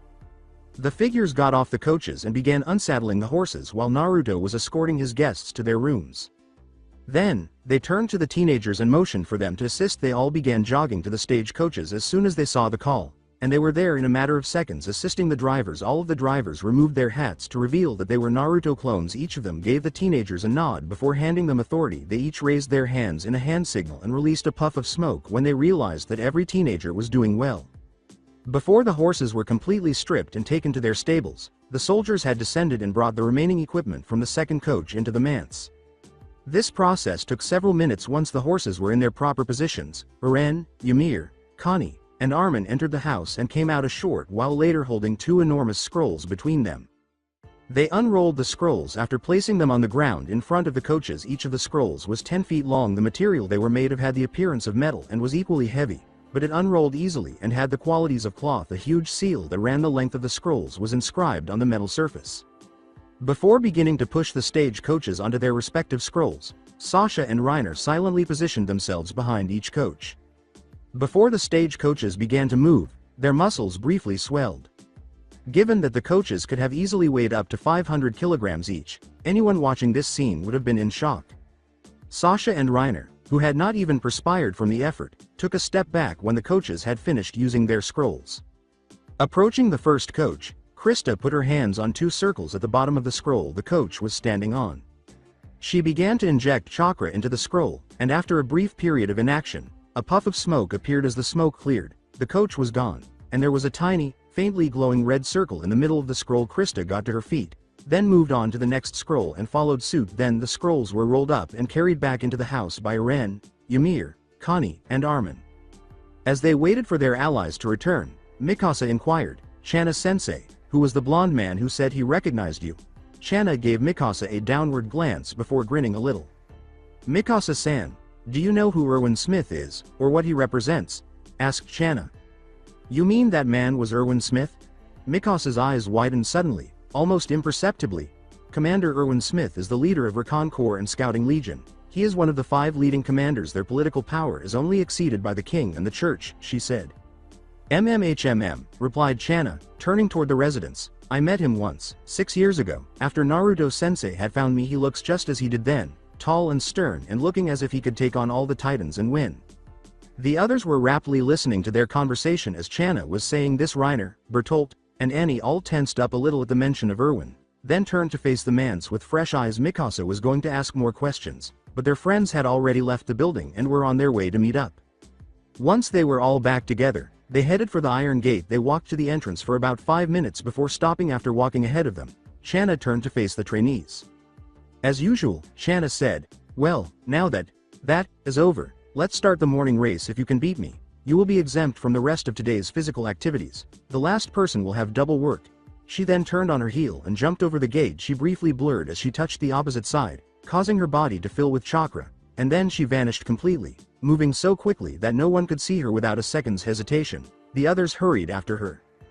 With the exception of the area where the coach's path was made clear, the hillside was covered in dense forest. Therefore, one could easily find themselves face first in some very hard wood if they did not exercise caution when moving at the speeds that the 11 children were. Leading the group in their race at the moment, Channa was using her hands to move along the tree branches, using her momentum to slingshot herself down the hill like a monkey might have. Compared to the other teenagers, who were either running on the ground or in the trees, her mode of transportation was more unconventional. She shifted to the side in time to see a kunai knife fly straight past her and strike a tree 10 meters in front of her. On the kunai's hilt, she noticed a piece of chakra paper that had almost burned away, exposing the explosion kanji's edges. Unable to change her course sufficiently to avoid the explosive kunai entirely, Channa thought, "Shit," as she flew past it. Instead, she tried to outrun the explosion by pushing herself to the limit. She achieved some success. 3 people had arrived in front of her by then. Annie, who had been running alongside Ymir, Armin, who had thrown the kunai, and Ymir, who had been following her on the ground the entire time. She had managed to get in front of the explosion so that it pushed her forward, but it also distracted her enough that she missed her next handhold. Spinning out and losing at least 5 seconds, she scowled as she gradually caught up to Armin by pumping more chakra into her body. With a slight smirk on her face, Shanna thought, so he wants to play like that, alright Thena Euro, let's play. She grabbed a small purple scroll from one of her cargo pants' many pockets while in flight. Since the hand holding it was required to grasp a branch, she threw it into the air in front of her. She swung onto the next branch. After launching herself forward from the branch and biting onto the scroll, she cut her thumb on a tiny blade sticking out of the scroll in her mouth while she was in midair, causing blood to flow freely. Slinging herself, she reached forward and grabbed the next branch. She had enough time to do what she needed to do while still being able to see her targets at the height she had thrown herself, which was about 15 meters above the tree line. As she continued to rise through the air, she removed the scroll from her mouth, twisted it just enough to allow its contents to spill out. She was being followed by 1 meter of cloth when she had almost reached the peak of her temporary flight. A complex seal, glowing a deep red, was affixed to the cloth. In addition to pouring her chakra into the scroll, she swiftly ran her now bloodied thumb along its length. A moment later, she was being flown by 6 sly-looking black kunai. She let go of the scroll and cupped her hands in front of her. After a brief moment of her arm bulging, thick strings of chakra appeared from the tips of her fingers and attached themselves to the black kunai's base. The kunai ceased to fall and instead took up positions surrounding Channa, each resembling a kunai-headed snake under the control of Channa's finger strings. Then, with all the speed and force she could muster, she thrust her arms forward after bringing them back and holding them there for a brief moment while gazing down at her targets. The kunai had returned the favor. She broke the sound barrier when she brought her hands back, and when she thrust them forward, the kunai sped forward with a boom, indicating that they had done so. Seeing that her kunai had struck their targets, she grinned as she began to descend back into the forest. She used the remaining momentum to launch herself back into the trees after rolling out to release her energy when she descended back into the forest. Shortly after, she saw the stricken bodies of Annie, Ymir, and Armin, each with their shirt sleeves pinned to a tree or the ground. It was extremely difficult to remove the kunai because they were buried up to their hilts in the trees. It took Channa just enough time to pull ahead of them. Annie was the first to break free, using her chakra-enhanced physical strength to simply rip herself off the kunai. She then turned to go after Channa. The second was Ymir, who took a moment to remove the kunai because it struck her sleeves in an uncomfortable way due to his physical weakness and the fact that he had to pull his kunai out of wood while the girl's kunai had been buried in the ground. Armin was the last of them. Most of the trainees had passed Armin by the time he managed to free himself. Bertolt and Krista were the only people he was facing when he had managed to free himself at last, having been in the lead and then having it taken away from him so swiftly made him sigh. Well, he thought to himself as he turned to face Krista and Bertolt, who were still far behind him even though he had been bound to a tree for nearly 15 seconds. At least I won't be last, he said. Channa won the race when she arrived at the curtain wall at the foot of the hill. Channa and Trainee Group 10. The trainees were all lying on their backs, exhausted from the long hours of labor they had just completed. The sun's warm rays warmed the otherwise chilly autumn air as it got closer to 3 bells. Even though Channa was sweating profusely and breathing heavily, she was still standing. By the end of the first year, she had decided that the training regimens she had established for the trainees were worthwhile and had begun to follow them. She approached a tree, leaned back against it, took a seat, and began to breathe more slowly. When she opened her eyes, she saw the clearing she and the trainees were occupying. It was a clearing, as mentioned earlier, about 40 meters across and a mile east of the estate. There was a stream on the clearing's northern side, and a number of logs were positioned next to it. The logs appeared to have been used as makeshift benches because they were all worn down on the topsides. The stream was followed by a narrow, well-traveled path that returned to the estate. It was particularly difficult to enter or exit the clearing by any route other than the stream due to the dense forest surrounding it. After taking a final deep breath, Channa got up, approached each trainee, gave them a hard kick to the side, and told them to get up. Every time she did this, they complained or cursed at her, but she was always able to get them up by threatening to kick them again. She motioned for them to get up and then continued down the path. They all moved at their own pace, following her at a leisurely pace. After an hour, when Channa touched the iron gate with her right hand, a seal appeared on its back for a moment before vanishing as the gate slid into the ground. She yawned and stood back. All of the teenagers trudged through. When it was completely submerged, the gate began to rise. As soon as Krista, the last person to pass through, did Channa turn around and stop the trainees behind her after they had been at the estate for about 5 minutes. Shanna stopped and abruptly leapt to the side just as a hail of kunai landed where she had been just a moment earlier. Well, I guess she said. She got to her feet and cast an irritated glance at the manse's eaves before a man began to emerge. They all heard a thump on the ground beside Shanna. Shanna asked the now fully visible C-sensei, why did you feel it necessary to interrupt me? At a sturdy 6 feet, C was just as tall as Naruto. His hair had remained at shoulder length. It was just as wavy as it had been when they had first seen him together. His left eye was still sewn shut, and he was still dressed in his medical scrubs. A pair of spectacles with multiple magnifying lenses over his right eye was the only thing that separated him from the C 3 years earlier. Well, Shanna-chan, you kept me waiting, and you know how impatient I am. For all I knew your little speech could have taken 1 minute or 10, said C with a simple sigh. Shanna grasped the bridge of her nose. Sorry, C-sensei, I had worked them extra hard today, so I let them walk back, Shanna said in a frustrated tone. Besides, it's their last day. I didn't think you would really care. Meh, I still need them on time, even if it is their last day. Now go. Naruto said he needed something. Shanna nodded, then waved to the 10 trainees before disappearing. Most likely in search of Naruto. After a moment of waiting, C nodded to himself and leaned up against the wall. He glanced at each of the 10 people in front of him before grinning broadly at them all. Well, this is it, huh? Last day being my cute little students, C began. Wiping a fictitious tear from his eye, C produced a small bag from inside his coat and said, I want you all to know that I am proud of all of you and that I can't wait to see what you guys will do and create. C went on, I have something for each of you, and took 10 black, marble-sized balls out of the bag. He approached each of them and handed one of the balls to them. Those are product of 3 years of hard work, he said after he walked back in front of them all after they had all had one. Bertolt questioned, what do they do? C merely grinned before taking one last black ball out of the bag. Then he filled it with his chakra. C responded, well, Bertolt-kun, it allows for non-verbal communication across long distances, but rather than speaking, his voice simply crystallized inside Bertolt's head. Having experienced the same thing, the other teenagers all tensed up.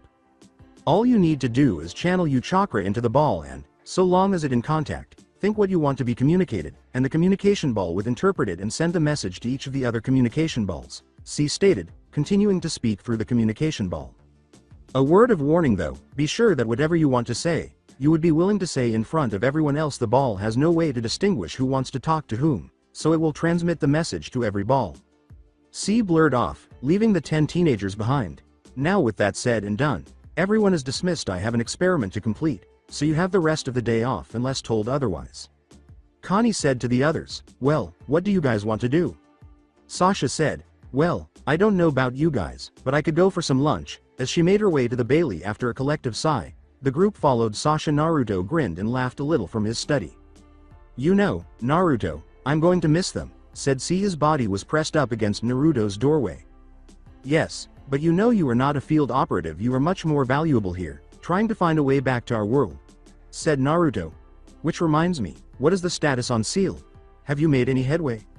C shook his head after grimacing. He extracted a piece of partially burned paper from his pocket. There was a black spot in the middle that had once been a very intricate seal. As C put the paper on Naruto's desk, Naruto said, he's getting stronger. Let me see it, C said. Extending his hand, Naruto merely nodded before raising his left gloved hand. Chakra was directed into the seal on the back of his right hand. As he raised it before it faded, the seal glowed a deep red. Then he removed the glove, exposing his left hand, which had tiny, sickly purple veins running along it and appeared to be decaying where the glove ended. The decay abruptly stopped. It's getting worse, C said after carefully examining it. Reaching up, he covered his glasses with one of the magnifying lenses. He brought the hand nearer to his face until his nose was nearly touched. Adding, the spread rate has increased. See, it was Naruto's turn to grimace this time. Naruto, we can't keep it contained to just the hand. We'll need to expand the glove. Naruto asked, isn't there something you could do? Damn it, man, I'm a scientist, not a miracle worker. I'm already doing all that I can. His chakra is just too much for the seal, responded C. With a simple sigh, Naruto put the glove back on his hand. Naruto asked, all right, how long till you can have the next container ready? C put his hand on his chin as his eyes briefly became distracted. 6 months, any less and I could risk the ink not setting correctly, stated C after giving a nod. Naruto reclined in his seat for a while. He sat there with little to no thought. Then he sat up straight and turned to face C, who had returned to his spot by the door. Naruto asked, so, what do you think of our guest? Well, C began, I think that Levi guy needs to get that stick up his ass checked and to stop judging my cleaning techniques. When C described Levi Ackerman, the alleged one-man army of the Recon Corps, Naruto laughed out loud. Naruto added, and the other? Hange? She's a blast. I would seriously consider bringing her to my lab and hashing out some ideas with her, said C, not to mention that I wouldn't mind doing a few other things with her in my lab. I bet you would, C, but let it be the perv. I need you focused on your work, Naruto said with a small laugh. Hey, I can't help it even if I don't directly embody that desire like A. I'm still a guy, responded C. Whatever you say. They both just stayed there for a few minutes, not talking, just content being in each other's presence. C waved before vanishing into thin air. Well, Naruto, I shall have to leave you. It seems that Erwin has something he wishes to speak with you about.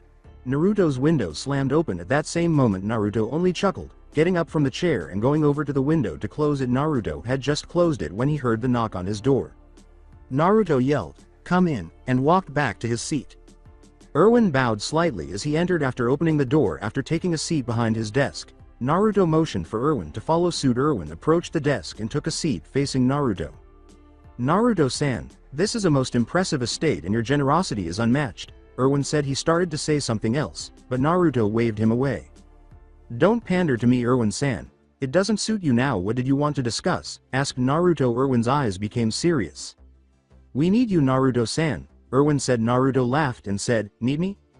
Yes, Naruto-san, the Recon Corp and Survey Corp need you. The last time you worked with us was the most successful expedition we ever had, and that was before the wall fell, Erwin replied. He breathed deeply. To tell you the truth, we have slowly been losing support since the fall of the wall, and with the wall cult's power growing daily, it has been more difficult to set up proper defenses on the wall.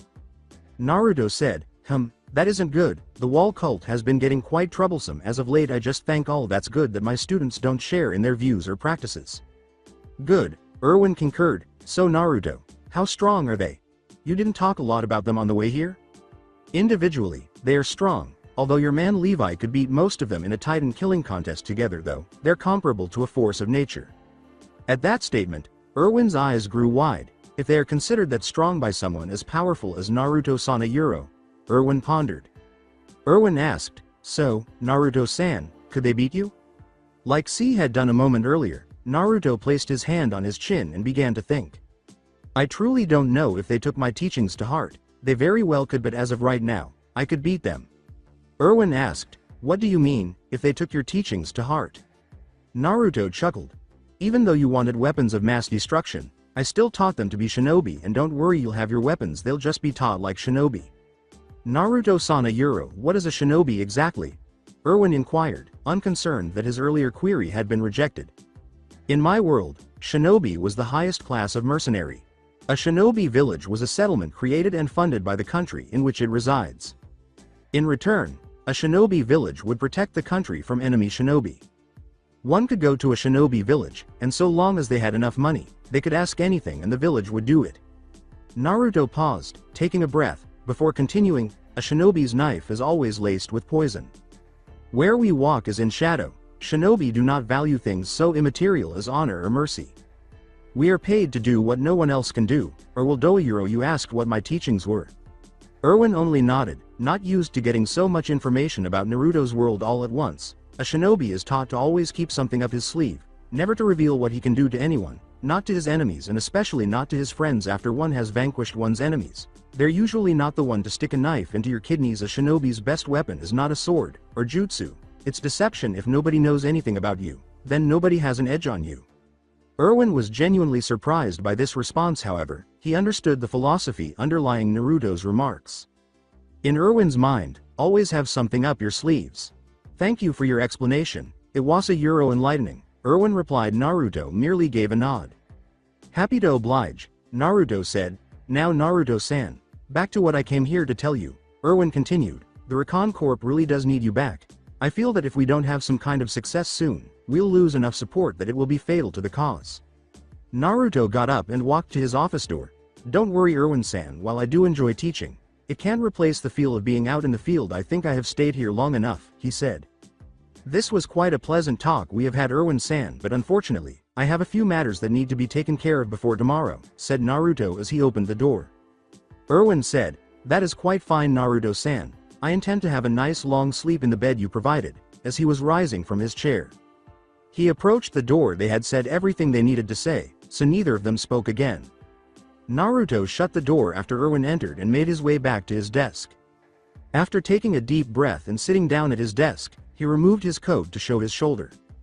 A huge seal that covered most of his torso rested on his shoulder. The seal was a circle with 9 rings encircling a kanji in the middle. He touched the outermost circle with his hand before a little orange scroll materialized in his hand. He began to pump his chakra into the outer ring. He slid his coat back over his shoulder and placed the scroll on his desk. Then he unrolled the scroll until it reached his desk's length. There were 9 circles on the scroll, and inside each circle was a complex seal made to contain materials heavy in chakra, like people or objects imbued with chakra. After removing the tanto from his back, he raised it to his thumb and made a small cut there, quickly bringing his bleeding thumb to the 10th circle. He simultaneously pumped his chakra into the seal and smeared his blood onto it before it could heal. A sheath big enough for Nodaichi emerged from the seal. 6 kanji euro, earth, fire, wind, water, lightning, and demona euro were displayed on the sheath. After staring at the sheath for a long time, Naruto put it down and began unstrapping it in preparation for his tanto. Then he lifted the Nodaichi's sheath and raised it. After giving it a critical examination, he appeared to reach a conclusion. Channeling chakra into the seal for wind, he raised his left hand to the sheath. Abruptly, a hilt emerged on the sheath's end. After grabbing the hilt and pulling, Naruto saw nothing. Nothing that was visible to the naked eye. Anyway, however, Naruto could clearly see what was there with his own eyes. A blade of pure wind chakra emerged from the sheath. After grinning to himself, Naruto put the sword away and got to his feet. He approached his window and peered out. The sun was sinking, he noticed. He climbed up on the sill and, crouching, then opened the window. He put his right hand on his coat's left sleeve. After waiting until the last of the sunlight had passed in his hand, his straw hat materialized. After putting it on his head, he lifted his collar so that only his crimson, rippled eyes were visible. He discovered what he desired by extending his chakra sensing abilities. He was still in the bailey with the 10 teenagers he had been training, seemingly just chatting.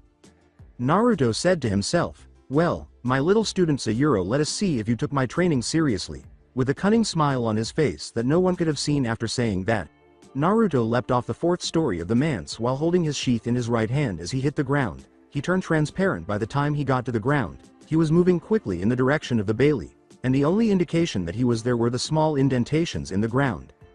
Group 10 of trainees. They were all chatting, laughing, and remembering the past. Even the more reclusive members of the group, such as Annie and Ymir, were taking part. Even though it had been nearly 2 hours earlier, they all ate a substantial lunch. At the moment, Connie was discussing how the largest elk in all of the walls were those in his hometown of Ragako. Everyone tensed up as he continued to describe how his father was a lead hunter when one big kunai landed in the center of the table with an explosive tag that was almost completely burned down. They all jumped away from the table when it exploded. It sent a huge hail of wooden shrapnel in all directions and a huge cloud of smoke. They all stood in a ready stance after getting their bearings and reaching for their weapons. Being so close to an explosive blast was causing each of their ears to ring. Annie yelled, "Who are you?" With rage, Annie didn't like the thought of nearly dying right then and there, especially for no apparent reason. Plus, I still have my mission as well, she thought. "Who do you think?" someone said softly in her ear. Annie opened her eyes. That voice was familiar to her. Just as she opened her mouth to ask what was going on, a hand covered it and a blade of wind shot out of her chest. Before darkness obscured her vision, she began to gurgle. Annie asked herself, "Why?" as she completely gave in to the shadows and let a tear fall from her eye. The other teenagers' eyes grew wide as they sensed Annie's chakra signature abruptly disappear. Both of them clutched their weapons, utterly bewildered by what was happening. They all heard Armin's voice saying, "Come on guys. We need to get out of here, let's get outside so we can see who we're actually fighting." Together C had handed them a communication ball, which he was holding in his hand before putting it in his pocket and running out the door. He was on the verge of making it too, but a pair of arms appeared out of the wall and grabbed him by the neck and torso.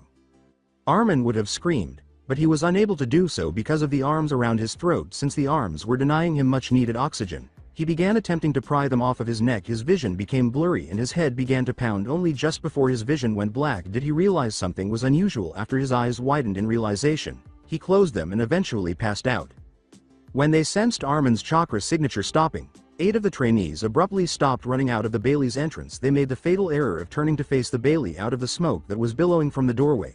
A veritable wall of kunai and shuriken flew out, striking Reiner in the throat and Ymir in the knee. Connie fared even worse, having his torso filled with the weapons and having to endure a slow death, every minute of existence filled with unendurable pain. Erwin cried, "What the hell is this?" Up a huge shuriken flew out of the smoke, almost beheading him, and he had to duck out of the way. Suddenly, the massive shuriken veered left and struck the crippled Ymir in the torso, causing her to spit out a large amount of blood before the massive shuriken completely sheared through her torso. Ren felt the chakra signatures of Ymir and Reiner almost instantly disappear, and his eyes widened in fear. A hand reached in front of his face and grasped the grooves his eyes had created while he was standing there, motionless. His neck twisted, and then everything turned black. The sick, fleshy snap of Eren's neck made Mikasa, Krista, Bertolt, and Sasha gasp. Mikasa thought, "My god Euro Eren," as tears began to well up in her eyes. Not until this very moment did they realize who it was that had just been murdering them. As Bertolt raised his bow into its ready position, he exclaimed, "Naruto-sensei, what is the meaning of this?" Instead of answering, Naruto dissolved into obscurity. Krista had just unrolled her scroll and was ready to spill its contents when he reappeared. His sword protruding from her chest. Blood came out of her mouth as she coughed once in an attempt to stab Naruto. She pulled a kunai from her cargo pants and stabbed it backward. Rather, Naruto avoided the stab and allowed Krista to escape his blade due to her momentum. Bertolt shouted, "You bastard," and he released an arrow from his bow. Naruto was hit in the head by the arrow, which flew true. Then Bertolt fell to his knees and turned to face Reiner's body.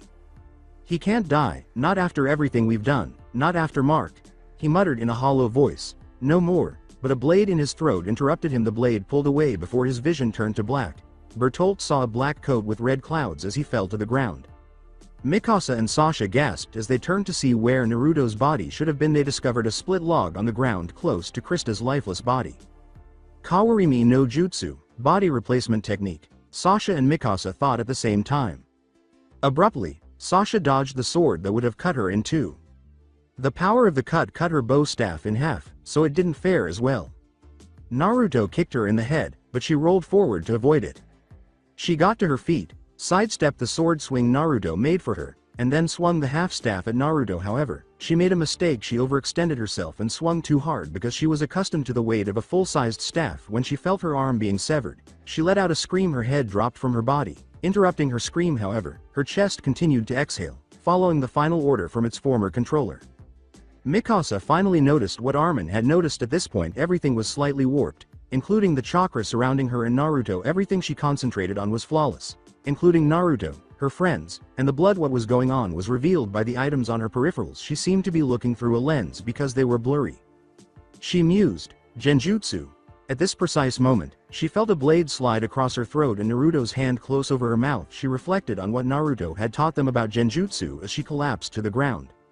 Rewind. In Naruto's garden at the rear of the property, they were all seated around him. He had just begun teaching them how to truly be shinobi, and it had been 3 months since he had activated their chakra. For the past 4 hours, he had been describing the 3 primary shinobi arts.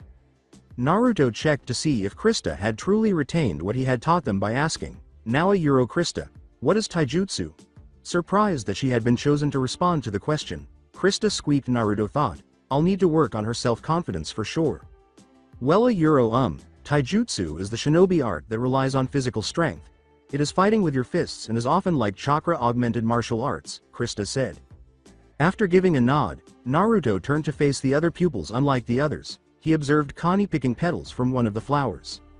Naruto smirked a little when he saw Connie's head snap up at his name and said, "Connie, tell us what ninjutsu is." Before swallowing and setting the flower down, he appeared agitated. Connie looked expectantly at Naruto and said, "Isn't ninjutsu using your chakra, along with hand signs to make fireballs and other cool things like that?" Connie's simplistic interpretation of ninjutsu made Naruto laugh. More or less Connie, ninjutsu is the combination of physical and spiritual chakra, along with hand signs as a focus, to create various effects like fireballs and other cool things like that, said Naruto before turning back to his flower. He laughed when he saw Connie grinning broadly. Naruto then glanced at the other pupils, who were sleeping in rapt concentration. After examining them, he made up his mind. Naruto said, "Mikasa, tell me what is genjutsu?" "Genjutsu," Mikasa began. is a branch of jutsu that focuses on manipulating your target's 5 senses. More advanced genjutsu can directly influence the target's mind. Although they are extremely difficult and are usually only able to be achieved by some inherent ability, those that are able to influence the mind are able to achieve a more complete sense of reality, even though the target is in a genjutsu, leaving the target most times unaware that they are even in a genjutsu. Impressed by Mikasa's ability to provide such a thorough explanation, Naruto arched an eyebrow. "Now tell me, what are the 3 ways you can be broken out of a genjutsu?" asked Naruto. Mikasa gave him a quick glance before inhaling deeply. The 3 ways to break out of genjutsu are having an outside source interrupt your chakra, stopping your own chakra, or causing self-inflicted pain. It is important that the pain you endure is self-inflicted, because many genjutsu revolve around causing the target as much pain, the only restrictions being that, if you are already being inflicted pain within the genjutsu, the self-inflicted pain has to be greater than the pain you are already feeling. Very good, Mikasa, I see that you have taken this lesson to the heart. At the moment, Mikasa did the only thing she could as she fell to the ground because she could already feel the blood draining from her head. She extracted the knife she always carried with her by reaching up to the sheath on her left bicep. She nearly dropped the knife as she hit the ground. Gasping, she gave Naruto a fleeting glance and could see the joy in his eyes. He was relieved that she had figured it out. Then she extended the knife and stabbed herself as quickly as she could, twisting it into her ribs. She was in excruciating pain that was almost intolerable, and then she woke up. The actual world. They all awoke at the same time and remained in their seats within the bailey. It was almost time for 7 bells. Each of them exhaled deeply, shuddering. Bertolt set his head down, before breaking down in tears. Mikasa gripped her ribs, the phantom pain from the knife wound still fresh in her mind. Reiner, Annie, and Ymir were all a little taken aback by how easily they had been killed or caught off guard. Armin was criticizing his own lack of recognition that it was genjutsu. Eren was thinking about how foolish he was for simply standing motionless, but he was doing something similar. Sasha was considering the fact that she needed to practice hand-to-hand, reminiscent of the experience of being a human pincushion. Connie was simply embracing his chest out of all of them. Krista was performing the worst. She was utterly unresponsive after being so ruthlessly murdered by Naruto, whom she had idolized. When they sensed Naruto inside the bailey, they all looked up. He was examining each of them critically while leaning against the doorway. When an arrow pierced the doorframe where his head was, he had to sidestep and ask, "So Ayuro, how do you all feel?" "Yep, I expected something like that," Naruto replied. "What the hell was that about Naruto-sensei? Why the fuck did you do that?" Eren screamed. With a sigh, Naruto met Eren's gaze. "That, Eren-kun, Ayuro was your final lesson," Naruto struck back. Sasha screamed, "What, how the fuck was that a less?" But Naruto's hand interrupted her. Naruto asked gravely, "What did you learn from this, Sasha-chan?" Sasha glared at him before answering. Naruto's eyes hardened as he said, "I learned that you have one fucked up mind, if you think that was a test." "If that's what you think, I'm fine with that, so long as I got my message across," said Naruto. "And what was that message? Pray tell." "Losing friends sucks. It's one of the worst feelings in all existence, only made worse by having someone you look up to or even love do the deed. I don't care if you never forgive me. All that I ask is that when you are in the field, you remember this feeling, work as hard as you can so that you never have to experience it ever again, because next time, it won't be a genjutsu. I won't always be here to help you. I want to leave this world without a doubt that you 10 will live to be nice and old," stated Naruto. His students didn't understand how much he genuinely cared for them until that very moment. He approached the end of the table, pulled up a chair, and took a seat. He gave them all a little smile as he looked at them conspiratorially. He leaned forward.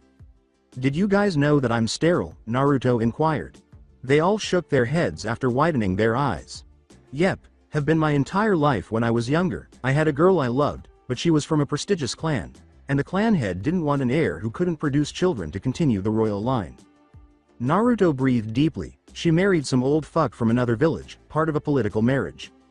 He produced sons though, so her father was happy. I never saw her again. I did have an apprentice though, and she was like a daughter to me." Naruto stopped, this time with tears in the corners of his eyes. "Soon after taking her on as my apprentice, my village got into a war. Ayuro, I found her 8 months later. She had been raped to death in one of the enemy soldiers' encampments." He was tilting his head down so that his hat concealed his face. Since they had never witnessed their sensei acting so emotionally, none of the teenagers knew how to respond. It was unsettling. Abruptly, with resolve in his eyes, he raised his head. "Unfortunately, I can't help but think of you all as my children, and, whether you want it or not, I will fight until death," To keep you all safe, said Naruto. So, if you guys still hate me after what I did, I will understand, but know that you will always have a place here. They all just stood there in disbelief that Naruto had such a thought of them. Many of them began to doubt themselves. As a result, all of them were startled out of their reverie when Naruto abruptly got to his feet. They all stood up with him, sensing that the moment was over. Naruto abruptly vanished, saying, "You all are now officially part of the Rakan Corp. Be ready to go, we're leaving at dawn." A little shocked by everything that had just transpired, they all remained standing. They then made their way to the exit together, each of them thinking about what they had just experienced. A loud thump echoed through the room as the window to Naruto's study opened, revealing Naruto, who had been invisible before. After standing for a while, he leaned back against the wall and took a slow seat. For a long time, he sat there without really thinking. A voice echoed throughout Naruto's office, "You know, what you are doing is truly despicable." Before C materialized beside him after looking up at C, Naruto laughed heartlessly. "To instill true loyalty in one's followers, one must have a personal connection with them," said Naruto. "Erwin does it too. With those mid-expedition breakfast things that he does now. Look at his troops, they would all willingly die for him. He could order them to storm the capital, and they would do it without a second thought." C gave a snort. "The difference is that he truly cares," said C with annoyance in his eyes. Naruto glanced up at him. "C, you obviously care for them. I think you forget that you are still an aspect of me and all that you feel. I feel to a certain degree. It's not that I don't care for them, I just don't think I could care for them as much. You and I both know that no one could replace her." C just shrugged, before sliding down the wall and saying next to Naruto, "That's true, although a Euro Krista looks a lot like her," said C. "Don't remind me, she even has an unnatural knack for seals too," replied Naruto, rubbing his eyes. "It seems like the gods take a special pleasure in tormenting us," said C. "That they do," Naruto concurred, like they had done earlier in the day. They sat there together. Naruto eventually got up and moved to his desk. Naruto pulled scrolls from inside his desk and placed them on his desk. "Well, C, as much as I love thinking about loved ones dying, I need to go to bed. Go find Mini C or something. You've been out of your lab for most of the day, so he's probably done something worthy of your attention," Naruto said. C laughed, then stood up and moved toward the door. He opened the door, looking back at Naruto. "Naruto, remember, if you truly care for them, protect them. You and I both know that there is something up with a few of them. Even if they betray us, make sure you do everything that you can before ending them." When she died, it took forever for your mind to get back in some semblance of normality. "I think if they died, we'd break," said C as he closed his eyes. "Oh yay, Naruto, don't forget to come back in 6 months, I'll have your glove ready." C's voice echoed in Naruto's mind. Naruto simply gave himself a nod before rising, taking another look at the scrolls on his desk, and making his way to his bed. So that's it for today. I hope you guys enjoyed it. Don't forget to like, share and subscribe to the channel for more awesome stories like this. Thank you. See you all in my next video.